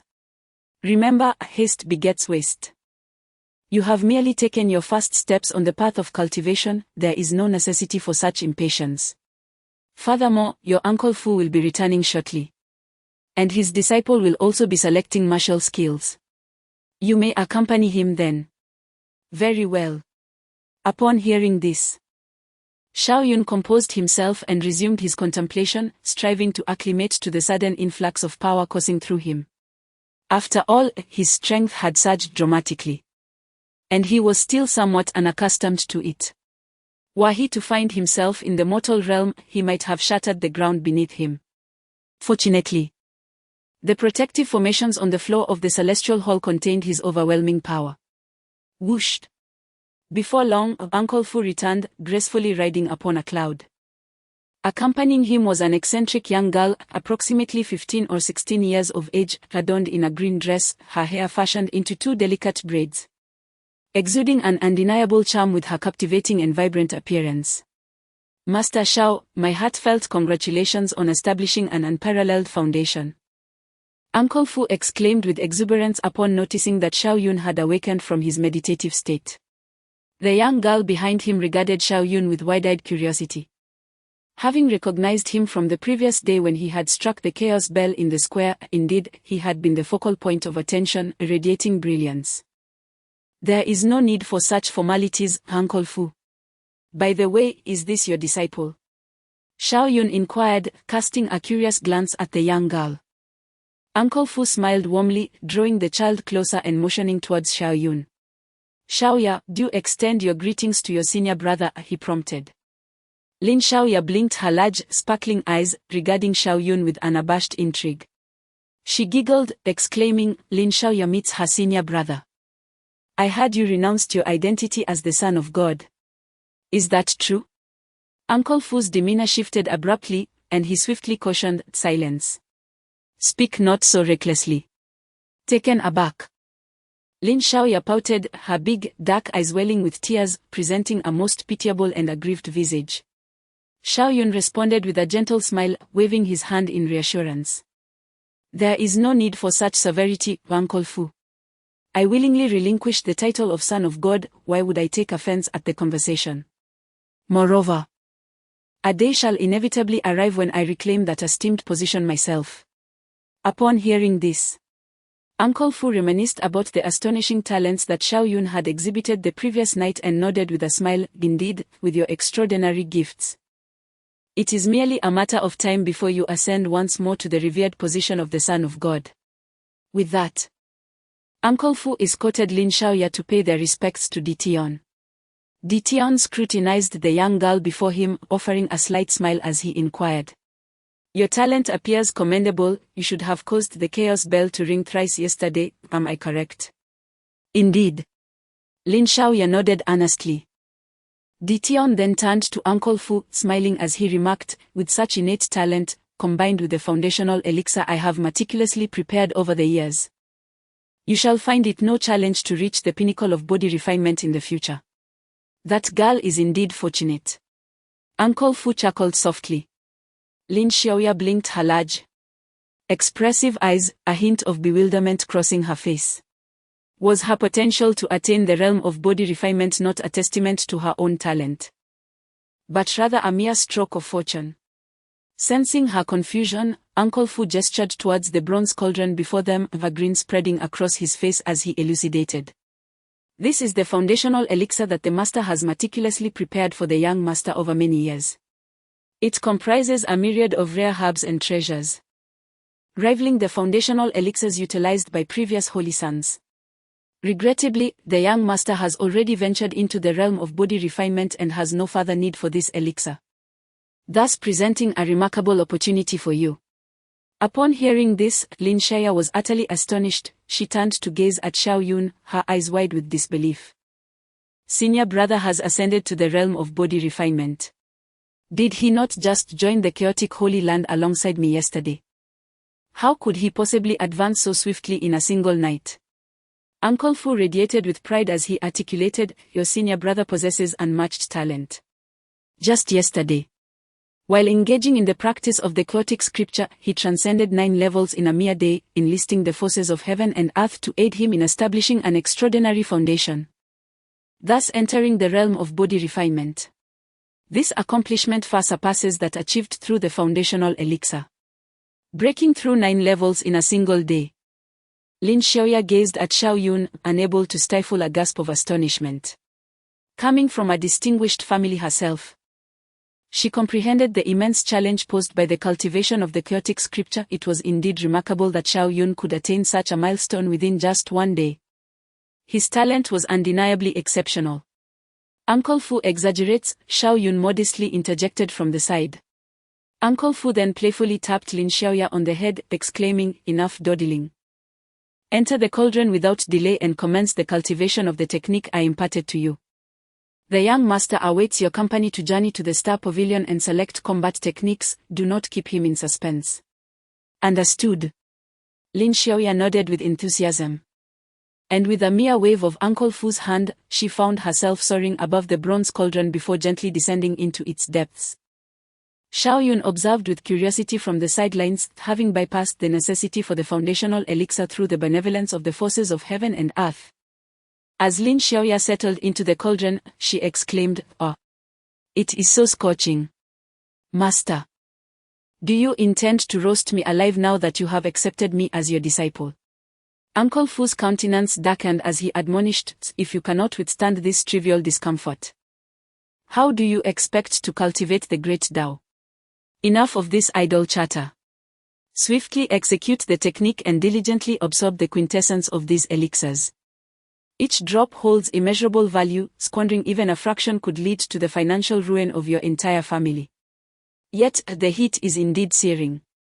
Lin Xiaoya continued to lament. Xiao Yun observed with apprehension, grateful for the boon of enlightenment that aided him, for otherwise, he would have been the one enduring such agony. Lin Xiaoya remained in the cauldron for 3 hours, until noon, when Uncle Fu finally retrieved her. Uncle Fu waved his hand, drying Lin Xiaoya's garments. Despite having screamed for the entirety of the morning, she now appeared even more vibrant, her face aglow with curiosity as she scrutinized her form. Her bright, sparkling eyes brimmed with exhilaration. What tremendous power! I must have ascended to the zenith of body refinement, possessing at least 50,000 pounds of strength. Uncle Fu could not help but chide her. What is there to take pride in? Your elder brother, without relying on these fundamental elixirs, already boasts an impressive strength of 100,000 pounds. You still have a considerable journey ahead. My elder brother is truly extraordinary. I find it impossible to draw any comparison between us, Lin Xiaoya pouted. Beside them, Xiao Yun's countenance grew somber. Very well, Fu. Escort them to the Star Pavilion to select their combat techniques, Dition remarked with a smile. Uncle Fu nodded, conjuring a cloud to transport Xiao Yun and Lin Xiaoya away from the Imperial Peak. Chapter 11, Testing Combat Power. The Star Pavilion is located in the outer sect area, a considerable distance from the inner sect region where the Imperial Peak is situated. Even with Uncle Fu's assistance in flight, the journey would require an hour. As they traveled, Xiao Yun and Lin Chapter 12, being questioned upon hearing the derisive remarks, Xiaoyun chose to remain silent, yet Lin Xiaoya, taking offense, stepped forward and declared, "Silence, all of you. My senior brother." Chapter 13, the might of the extreme realm on the stone tablet adjacent to the Star Pavilion. A cascade of golden light erupted, enveloping the entire square in a resplendent glow. Everyone stood in awe, breathless at the magnificent display before them. Chapter 14, inferior combat techniques. It was entirely unforeseen. The Elder Council had not anticipated that the Star Pavilion would confer the most rudimentary combat technique upon Xiaoyun. Did they regard his talent as unremarkable? How preposterous. Chapter 15, public training within the confines of the Star Pavilion. Xiaoyun clutched the subpar combat technique, mountain-shattering fist. His visage marred by discontent. The peculiar glances cast by those around him only served to amplify his vexation. Chapter 16, 9 tons of body refinement enveloped in the ambience of the Star Pavilion. Xiaoyun tightly shut his eyes. Embarking on the path to grasp the exceptional combat technique, 9 tons overbearing fist. As he entered a state of enlightenment, a profound clarity enveloped his mind. Chapter 17, stepping into forbidden realms. As Xiaoyun prepared to depart from the Star Pavilion, a sudden thought crossed his mind. Upon reaching the threshold, he lifted his gaze towards the star-studded heavens and declared, "Next time, I shall." Chapter 18, True Dragon's Nest, Dragon Cultivation Plan. Upon hearing Dition's counsel, Xiaoyun eagerly posed the question, "Master, what steps must I take to further augment my strength?" Dition elucidated that mastering the 3 supreme combat techniques could enhance one's strength by an astonishing 300,000 pounds. Chapter 19, The Selfish Tion. After immersing himself in the secrets of the True Dragon's Nest, Xiaoyan's visage radiated with exhilaration as he turned to Dition and proclaimed, "Master, I have resolved to embark on a journey to the True Dragon's Nest within a year." Dition contemplated. The True Dragon's Nest is fraught with peril. At the very least. Chapter 20, Is it merely the apex of body refinement? 3 days later, beside a spiritual lake at the Imperial Peak, Xiaoyun reclined languorously in a chair, fishing rod in hand, gazing serenely at the tranquil surface of the lake, patiently awaiting a nibble. Chapter 21, The Obsidian Blade of Xian Tai. An augmentation of 300,000 jin of strength signifies his ascendance into the realm of the second forbidden. Truly extraordinary for one who willingly forsook the title of Son of God. In the span of merely a month, he has once again transcended a realm of taboo, standing unmatched throughout the realm of cultivation. Chapter 22, The Arrival of Taichu upon Emperor Peak. Within the heavenly hall, after returning from his master, Xiaoyun embarked on his training in the formidable techniques of divine wind steps and 10,000 blades returned to the sea. Before commencing, he surveyed his system. Chapter 23, A Clash of Skills at Emperor Peak. Dition, Xiaoyun, Uncle Fu, and Lin Xiaoya gathered together, bidding farewell to an elder dispatched by the sovereign of the Chaos Holy Land, who had come to summon Xiaoyun and Lin Xiaoya to the Taichu Holy Land. Chapter 24, The Lightning Body. Boom. Boom. Boom. In the majestic hall, Xiaoyun gracefully performed the Tai Chi divine palm, seamlessly countering Fu Miotong's onslaughts.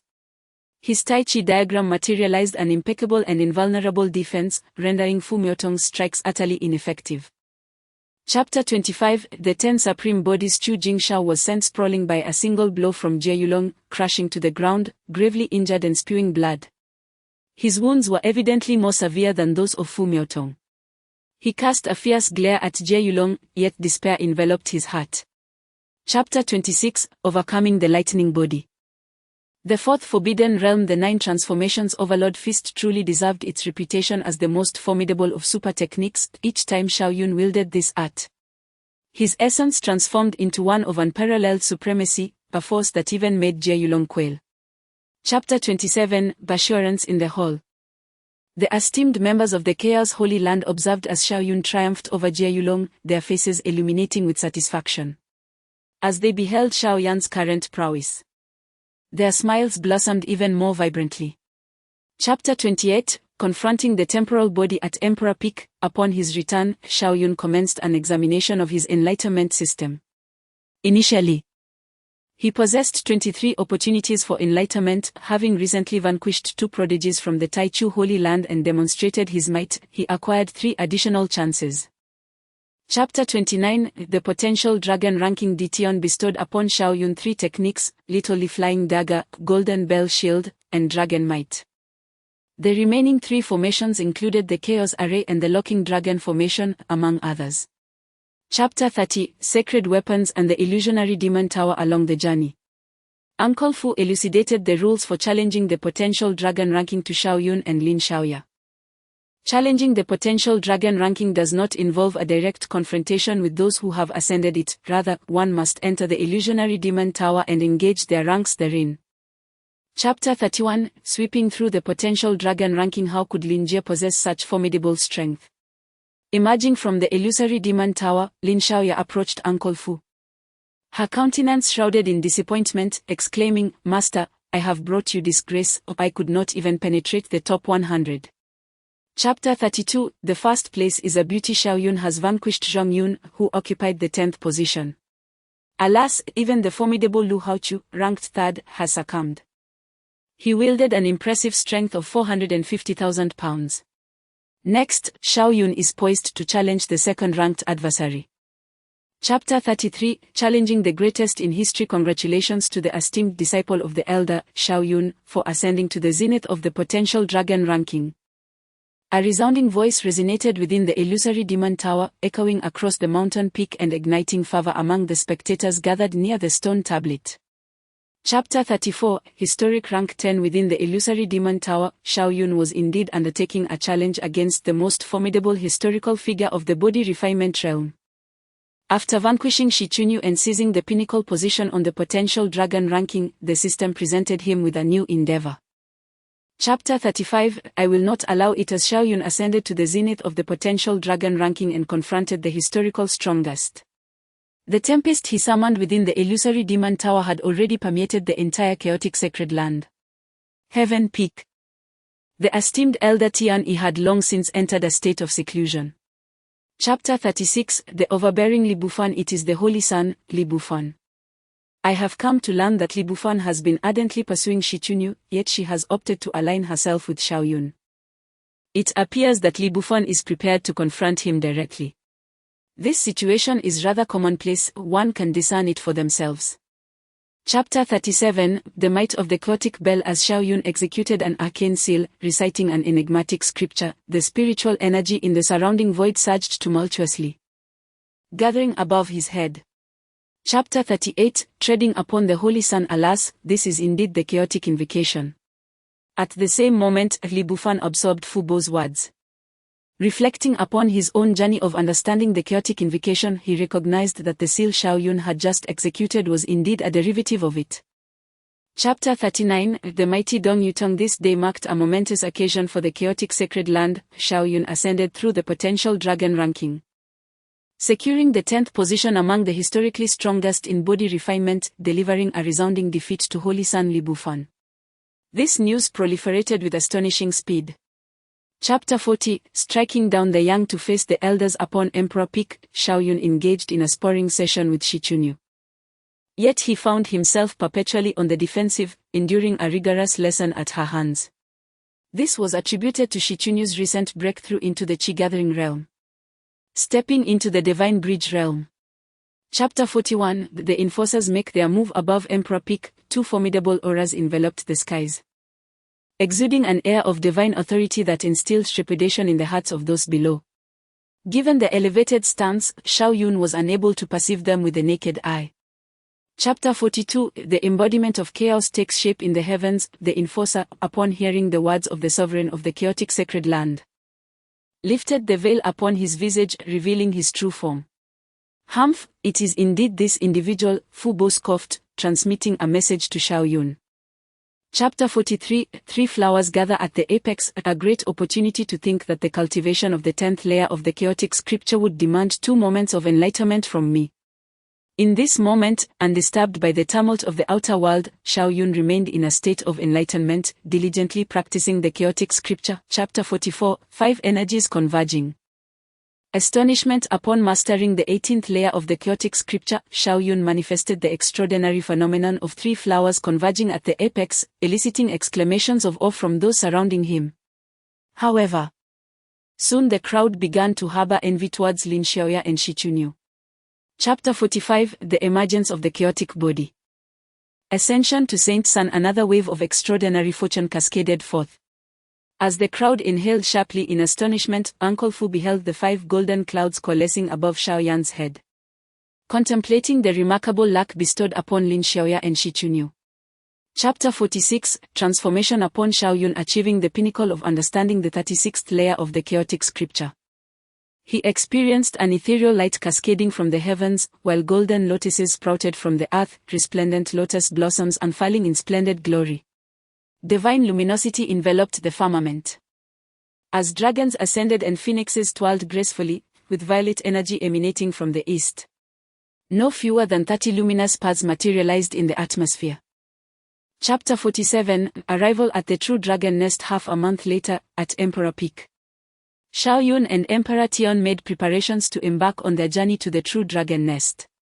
Meanwhile, Uncle Fu, Lin Xiaoya, and Shi Chunyu gathered to bid them farewell. Young master, this is a special ring filled with an abundance of spiritual resources. Chapter 48: A stinging rebuke. Xiao Yan's gaze turned frigid. He had never envisioned that anyone would possess the audacity to strike in this place, taking him by surprise and rendering him incapable of intervening swiftly. In that instant, the girl clad in the crimson gown proclaimed, "Our tyrant sect does not prey upon the weak, yet we shall not endure oppression." Chapter 49: Tyrant Sect. Zhang Yunfei, I shall not show you mercy, I vow my brother will reduce you to mere ashes. At this moment, Zhang Yakin concealed herself behind Mu Chenxue. Her eyes brimming with animosity as she glared at Xiao Yun, nearly seething with rage. Chapter 50: An extraordinary display of strength. Do you doubt my strength? How audacious can this individual be? How dare he assert that Zhang Yunfei lacks prowess? Does he believe himself to be the temporal and special entity hailing from the primordial sacred land? Chapter 51: The Birth of a New Realm. Zhang Yunfei has unleashed his 5-element divine fist, yet he finds himself repelled. Truly, this individual is extraordinary. Who could he be? How does he possess such formidable power? This person is undoubtedly not a mere unknown. Chapter 52: Follow me, and I shall crown you king. As Xiao Yun suddenly erupted with fury, Zhang Yunfei was enveloped in dread, acutely aware that Xiao Yan's power had escalated significantly, rendering him an unstoppable force. In truth, Xiao Yun had been restraining his strength during their confrontation, otherwise, with his current might of 800,000 jin, he could have grievously injured Zhang Yunfei with but a single blow. After enduring an extensive battle, Xiao Yun had surmised that Zhang Yunfei's strength was a mere 400,000 jin, merely half of his own. His intrigue regarding the capabilities of the 5-element divine body had compelled him to engage in this prolonged struggle with Zhang Yunfei. Chapter 53: This must be madness. The ancient sacred body ranks among the 10 most exalted beings, renowned as the body of saints, possessing an unmatched and supreme might. This epitomizes the true essence of an unparalleled prodigy. In comparison to Zhao Wujie, Zhang Yunfei pales insignificantly.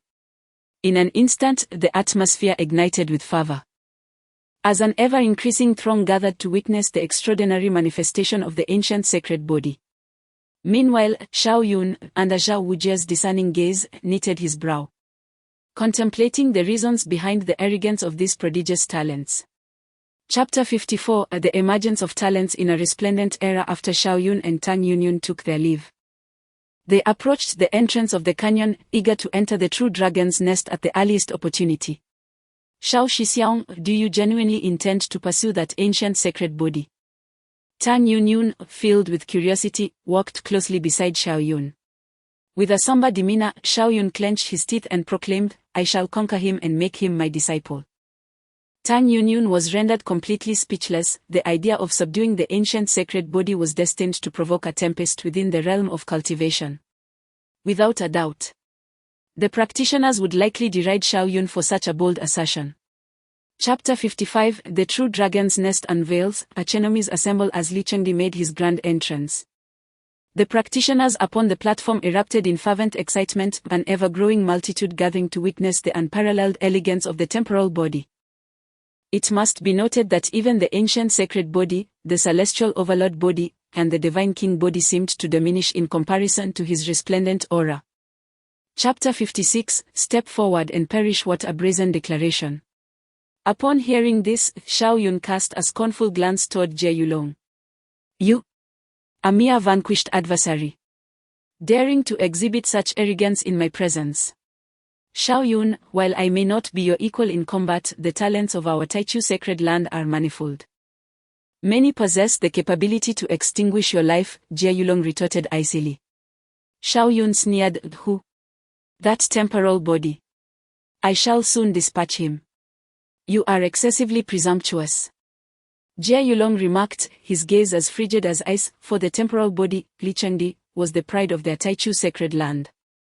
Chapter 57, Annihilating the Nine of Taichu Longevity Body. Merely this. Xiao Yun surveyed the 8 disciples of the Taichu sacred land before him with palpable disdain. Radiating a golden luminescence, he resembled a celestial warrior, his hair flowing majestically as if stirred by an unseen wind. Enveloped in a divine radiance that cast an endless brilliance around him. You are all woefully inadequate, I have no inclination to squander further time upon you. Step forth and embrace your demise. Positioned within the arena, Xiao Yun looked down upon Zhou Feiyu and his companions as if he were a deity. His unparalleled presence emanating a profound contempt. Zhou Feiyu and his fellow disciples bore grave expressions. The Taichu sacred land found itself in a precarious predicament. Chapter 58, The Unleashing of Chaos, Zhou Feiyu's Astonishing Arrogance. Xiao Yun, your arrogance knows no bounds. Brotherly wields the temporal body, rendering him invincible at his tier. Your demise at his hands is all but certain. As he endeavored to withstand Xiao Yan's relentless assault, Zhou Feiyu exclaimed in exasperation. Chapter 59, The Nine-Leaf Celestial Ganedama. Following the demise of the 9 disciples from the Taichu sacred land, Xiao Yan's formidable aura gradually diminished. And the majestic projection that loomed behind him faded away, the resplendent golden light retreating within him, no longer emanating outward. Not far off. Tang Yunyun beheld Xiao Yun with a pallid visage, her form rigid and trembling. For a fleeting moment, she found herself at a loss for words. The scene was utterly horrific, dismembered remains, blood, then entrails were strewn about, resembling a realm of Ashura. In this infernal landscape, Xiao Yun stood as the harbinger of death, invoking an overwhelming sense of reverence.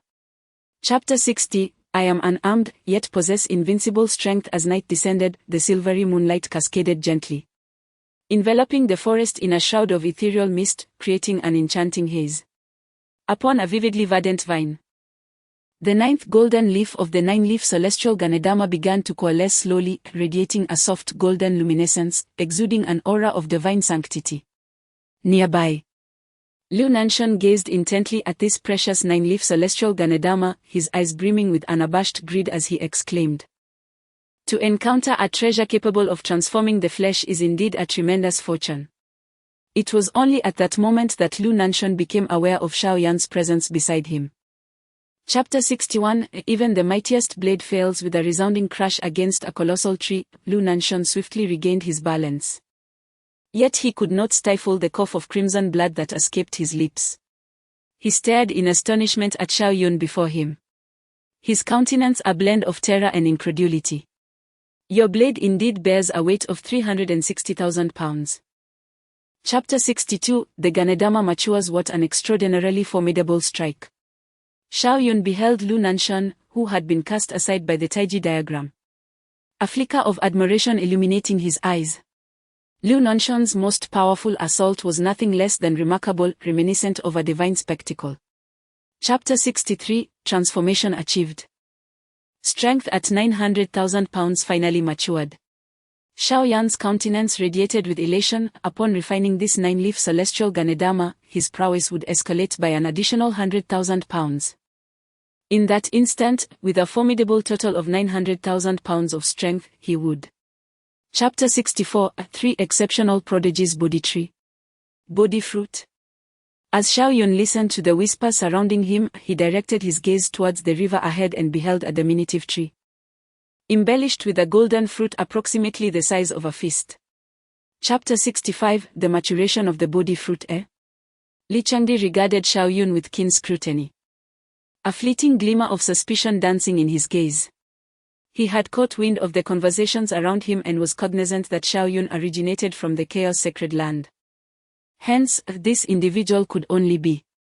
Chapter 66, Prodigies in Conflict. The body fruit had finally reached its full maturity. Onlookers from a distance gazed in awe, fully aware that the three extraordinary prodigies were on the verge of an epic confrontation, and none desired to miss such an exhilarating display. The Body Tree. Chapter 67, The ultimate victor. Xiao Yan's strike was imbued with immense power. As his strength of 900,000 pounds surged forth, Li Chengdi stood at the forefront, acutely aware of the menacing aura of lethal intent. How could this be possible? Li Chengdi's heart raced with trepidation. He had not. Chapter 68, Overcoming the Divine King Body, Ascending to Renown. Oh my! As the crowd beheld Zhong Haoran being thwarted by Xiao Yun, they erupted in astonished gasps and fervent excitement. It became evident that Xiao Yun undeniably wielded strength that rivaled that of the most exceptional prodigies. Chapter 69, Yet another defeat of the ancient saint Body. Xiao Yun furrowed his brow as he regarded Zhao Wuji standing before him. He had planned to confront Zhao Wuji only after vanquishing Zhong Haoran. However, to his astonishment, this fool had stepped forward with such eagerness to meet his fate. At this juncture, Zhao Wuji's gaze remained steadfastly fixed upon Xiao Yun, exuding an air of fierce determination. Chapter 70, Subduing the Temporal Body with a Resounding Boom. As Emperor Li Cheng's velocity waned and was further impeded by the silver flying daggers, Xiao Yun effortlessly repelled Emperor Li Cheng's onslaught, forcing him to retreat. Chapter 71, 1 against 2, Invincible Among Equals. Boom. The formation was ultimately breached by Zhao Wuji. After all, these were merely two rudimentary formations, lacking the necessary defensive strength to withstand the onslaught of this unparalleled prodigy. Swish! With the formation shattered, Xiao Yun immediately lost sight of Emperor Li Cheng. Freed from the constraints of the formation, Emperor Li Cheng could now harness special powers, utilizing the ability to traverse vast distances in an instant. Coupled with temporal acceleration, he suddenly possessed a terrifying swiftness. Xiao Yun could scarcely perceive Emperor Li Cheng's figure, he could only sense his presence. Chapter 72, Subduing the Primordial Sacred Body. Against all odds, Xiao Yun emerged victorious over both Emperor Li Cheng and Zhao Wuji.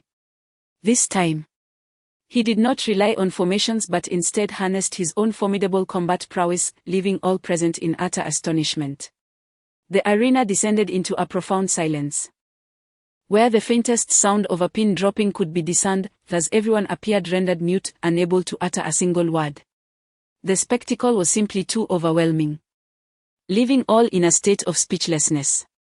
Emperor Li Cheng, renowned for possessing the fourth-ranked supreme body, the temporal special body, whose name reverberated throughout history, had now been vanquished by one who had only recently forged a chaos body. Chapter 73, The Gentleman's Agreement. Within the depths of the forest, a fierce battle unfolded. Yet, it was Xiao Yun who unyieldingly assailed Zhao Wuji, leaving him in a state of utter despair. Zhao Wuji proved no match for Xiao Yun.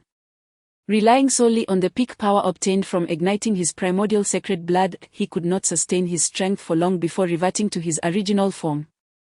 What ensued was a lopsided confrontation, with Xiao Yun delivering blow after blow, ruthlessly bringing Zhao Wuji to the ground in a most disheveled state. Consider this carefully. As the adage suggests, when one individual ascends, even the fowl and hounds rise alongside them. If you choose to follow me, once I attain the esteemed status of emperor, your primordial sacred land shall once more flourish through your endeavors. Chapter 74, Journey to the Core. In addition to acquiring numerous profound insights, Xiao Yan's most significant achievement was securing Zhao Wuji as an ally. This primordial sacred body, once fully cultivated, could rival an emperor, proving to be an extraordinary warrior. Furthermore, there was the body fruit, a treasure capable of assisting his master, Emperor Tian, in transcending his limitations and ascending to the heavenly realm. thereby greatly enhancing both strength and longevity. It can be said that since entering the true dragon nest, Xiao Yun had largely fulfilled his ambitions. Now, only one objective remained: to discover a treasure that would facilitate the transformation of his physical form, thereby amplifying his power. Chapter 75, Encountering the True Dragon Offspring. Upon the platform outside the illustrious True Dragon nest, towering figures loomed above, standing upon billowing white clouds. Their strength was formidable, each radiating divine light, their presence imposing, akin to deities surveying the earth from the heavens. Undoubtedly, these individuals were the esteemed elders among the gifted denizens of the True Dragon nest. At this moment, 5 days had elapsed since the assembly of prodigies had entered the True Dragon nest. According to historical precedent, access to the True Dragon nest is granted for a mere 7 days. On the 7th day, one must depart from the True Dragon nest. Failure to do so may result in eternal entrapment. Chapter 76, Defeating the Golden Dragon. The power of the True Dragon lineage is exceedingly formidable. The black dragon that Xiao Wujing confronted possessed an astonishing strength of 700,000 pounds, while the golden dragon that Xiao Yun faced boasted an impressive 800,000 pounds of might. It is noteworthy that during Xiao Yan's tenure in the True Dragon nest, he encountered the most formidable entity, Emperor Li Cheng, who, as a being transcending time and space, commanded a strength of merely 700,000 pounds. In contrast, Zhao Wujing and Jiang Haoran wielded only 600,000 pounds. Thus, to encounter two true dragon lineages, one exhibiting a strength of 700,000 pounds and the other 800,000 pounds, is indeed remarkable. Chapter 77, Dragon Flesh. The £1,000,000 limit. Submit, or perish.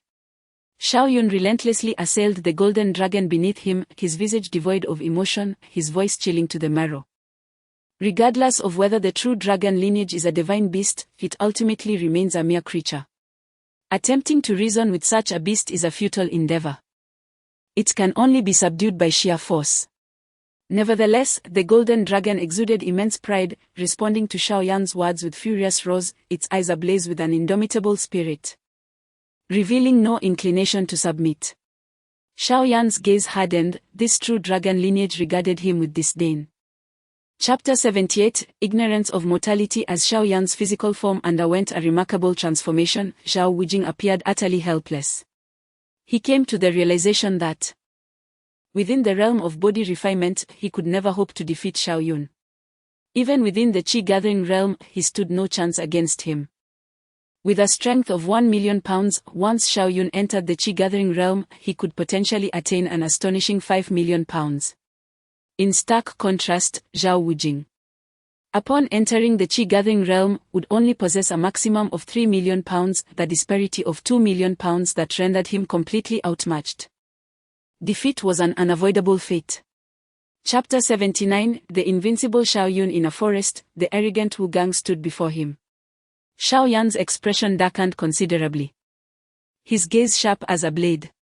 Fixating on Wu Gang, he declared in an icy tone, "You fool, how dare you act so arrogantly before me? It is sheer folly." His temperament was tempestuous. Having just reached the zenith of corporeal refinement, he regarded himself as invincible within the true dragon nest. Only to encounter someone audacious enough to challenge him, such temerity was equivalent to courting death. "Very well, since you dare to defy me, I shall take my leave." Chapter 80, The uproar outside. Xiao Yun was utterly astonished. He had not foreseen Wu Gang's resolute action of self-destructing his celestial tyrant body. Such madness was unfathomable. It was akin to Xiao Yun obliterating his chaos body. Who possesses such audacity? Were it Xiao Yun, he would lack such audacity. After all, for an unparalleled prodigy, an extraordinary physique is the cornerstone of their might, the inherent talent and potential that paves the way to becoming an exceptional powerhouse.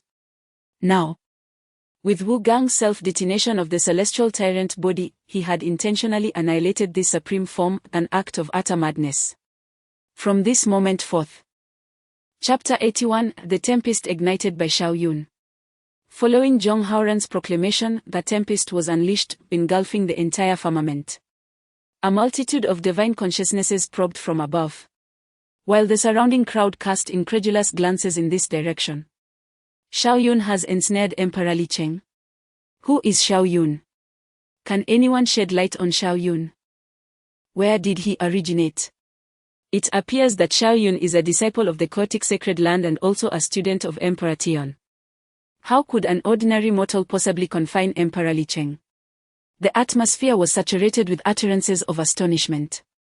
Chapter 82 Bad at the threshold, Wu Gang found himself in a lamentable state. All who beheld him recognized the severity of his injuries. As if his very essence had crumbled, stripped of any semblance of strength, resembling a mere mortal. The assembly was left in utter astonishment. Is this truly the once majestic and formidable Sangtian body? How could such an extraordinary talent find himself in such a plight? Wu Gang. An elder from the Botian sacred land cried out, swiftly descending from the heavens to stand before Wu Gang, urgently evaluating his condition. Chapter 83 This place is your grave at the entrance of the true dragon nest. After Xiao Yun meticulously arranged 3 formations, he seated himself cross-legged within their confines, harmonizing his mental state as he awaited the arrival of Emperor Li Cheng and his companions. From time to time, when an individual approached, Xiao Yun would admonish them to leave hastily. In recent days, his name had begun to echo throughout the true dragon nest, and thus no one was audacious enough to provoke him. In truth, following Xiao Yan's triumph over Zhang Yunfei, few dared to challenge him save for the most unparalleled prodigies. Consequently, Xiao Yun continued to bide his time until the afternoon of the 7th day. Chapter 84 The formation is annihilated. Xiao Yan's aura emanated an overwhelmingly potent force. The tempest that surged from him resembled the daunting pressure of celestial tribulation, instantly permeating the entire realm and compelling Mu Qianxue to feel an overwhelming urge to kneel. This individual's power is truly formidable. Mu Qianshue's countenance shifted. It was the inaugural moment she experienced the full magnitude of Xiao Yan's presence, which was profoundly powerful. In stark contrast to the Xiao Yun she had previously observed contending with Zhang Yunfei. The disparity was akin to that between the heavens and the earth. Clearly, Xiao Yun had shrouded his true strength at that juncture, otherwise, Zhang Yunfei would have been incapable of enduring even a solitary strike from him.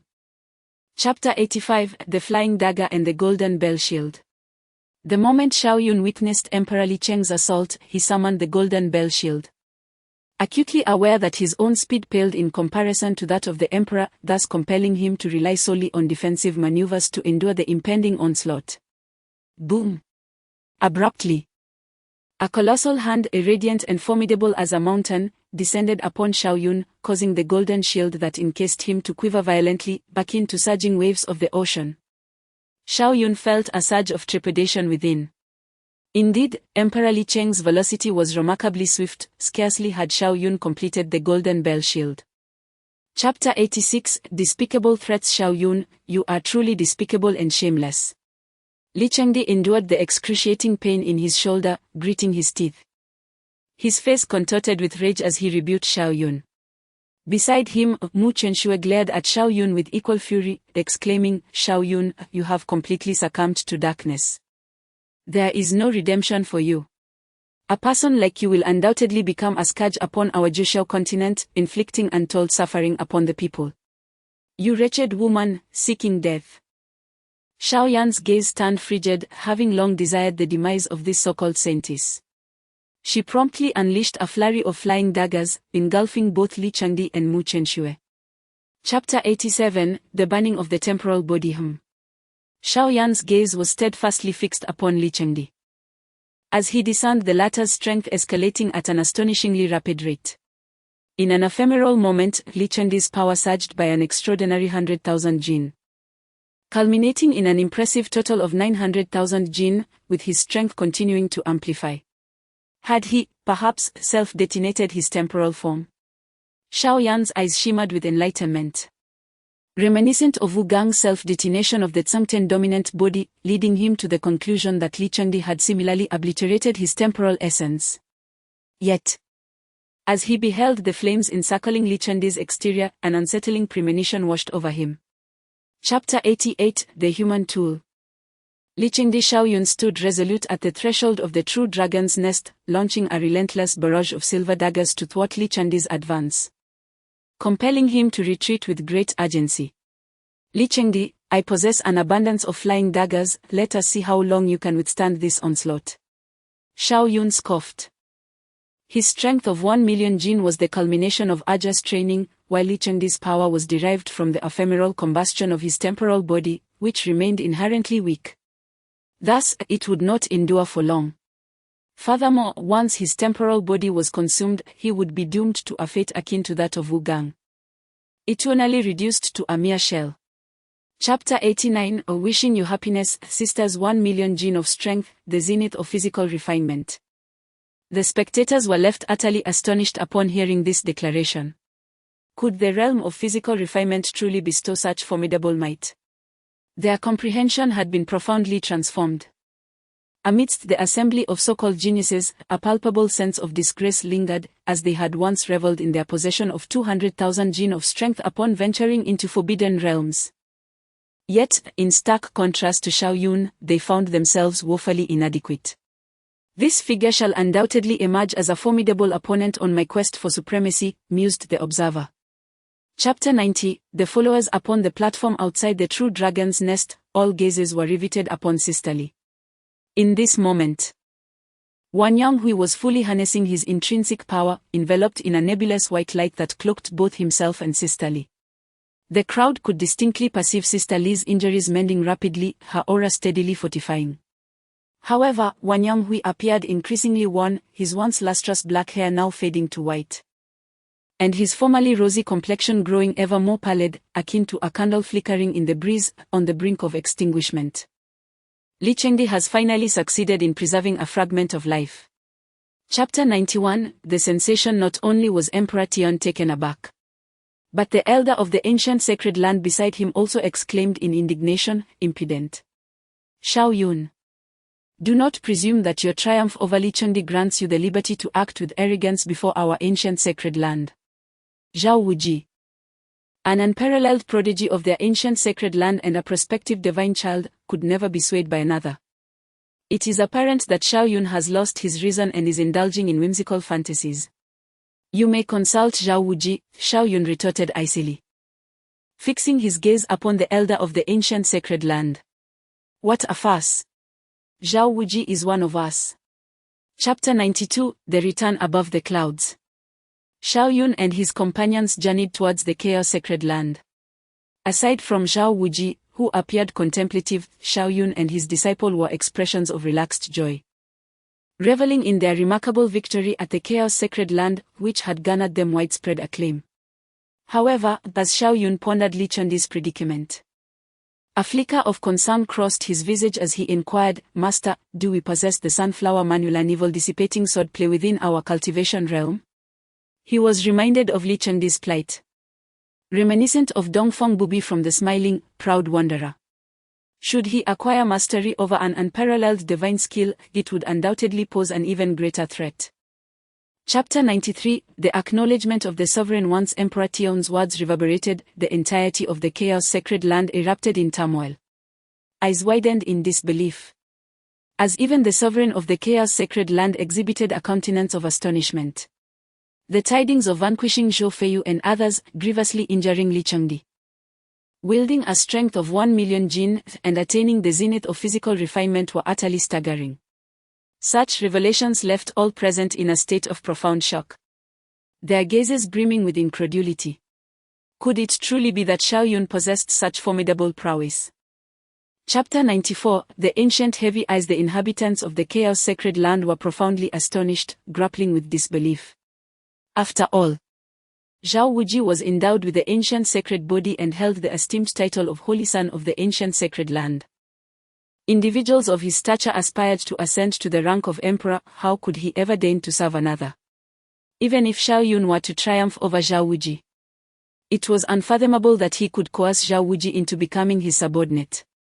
Such extraordinary prodigies would rather face demise than yield, exhibiting unwavering resolve and determination.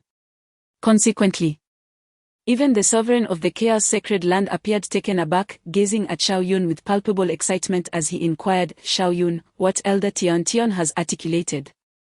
Chapter 95, Challenging the Ancestor Within the Chaos Sacred Land. Xiao Yun, exuding an aura of grace, soared through the skies on his sword, cradling Shi Chunyu in his embrace. The beauty nestled against him blushed, her eyes shimmering like crystal-clear spring water, her cheeks aglow with a rosy hue. However, lurking behind them was a pair of envious eyes. None other than Lin Xiaoya. How vexing. I too possess the ability to glide upon a sword. Why does senior brother favor senior sister Shi over me? Am I somehow lesser than senior sister Shi? Lin Xiaoya pouted, her silver teeth clenched, her lovely visage inflating with indignation. Her round eyes glaring fiercely at Shi Chunyu in the distance. Chapter 96, Brother Xiao, I have heard that Xiao Yun is once again daring to confront the most formidable figures in the annals of physical refinement. He currently holds the 10th position. Does he indeed aspire to ascend to the pinnacle? You are correct in your conjecture. Xiao Yun has attained the zenith of body refinement. Wielding a strength that reaches 1 million pounds, rivaling that of our illustrious ancestor in his prime. He is undeniably intent on challenging our ancestor. What? This individual is utterly unhinged. Does he genuinely wish to vanquish our ancestor? That is the Chaos Emperor, an unparalleled entity born of primordial chaos.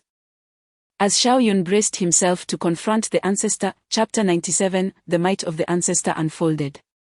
Outside the illusory demon tower, a group of observers gazed up at the somber sky, their expressions marked by bewilderment. They noted that Xiao Yun and the ancestor had been ensnared in a standoff for an extended period, neither making a move, as if engaged in a profound dialogue. Yet, did the illusory demon projections not leave behind but a solitary phrase prior to the commencement of battle? Confusion lingered in their minds. Even the venerable elders and ancestors concealed in the shadows were rife with inquiries. Have they not yet commenced? It appears our arrival was remarkably opportune. Chapter 98, the immortal realm beyond Xiao Yan's presence escalated, growing ever more formidable. His garments danced in the wind, and his form emanated a resplendent luminosity, akin to a deity rousing from its slumber. Xiao Yun commenced the unearthing of his dormant potential. He was resolute in his endeavor not to be eclipsed by the ancestor. He yearned to ascend as the preeminent figure in the art of body refinement. What of the ancestor? What of the Chaos Emperor? I, Xiao Yun, shall be the mightiest. With a thunderous roar, a fervent battle spirit surged within his eyes. Every pore of his being opened wide, radiating a brilliant divine light. As the 30 projections of the great Tao erupted behind him. Chapter 99, Valea Consciousness, Techniques of the Great Tao. Xiao Yun was profoundly astonished. The vast realm that unfolded before him was indeed the fabled immortal realm, magnificent and awe-inspiring. A yearning began to swell within him, such a world was undeniably captivating. Yet, curiosity about their current predicament lingered. Around them, time and space had come to a standstill, yet their thoughts remained agile, allowing them to sense each other's innermost feelings. In that moment, the ancestor perceptively discerned Xiao Yan's doubts and chuckled in response. Chapter 100, Breaking Through Limits Within the Illusory Demon Tower. Xiao Yun sat cross-legged, surrounded by a convergence of luminous energies. The searing divine flames tempered his body, while strands of the great Tao's light enveloped him, elevating him to celestial status. At that moment, Xiao Yun transcended the ordinary, as if he had entirely shed his mortal form and ascended into immortality. The rays of the great Tao surged into his being, completely consumed by him, merging seamlessly with his flesh and blood.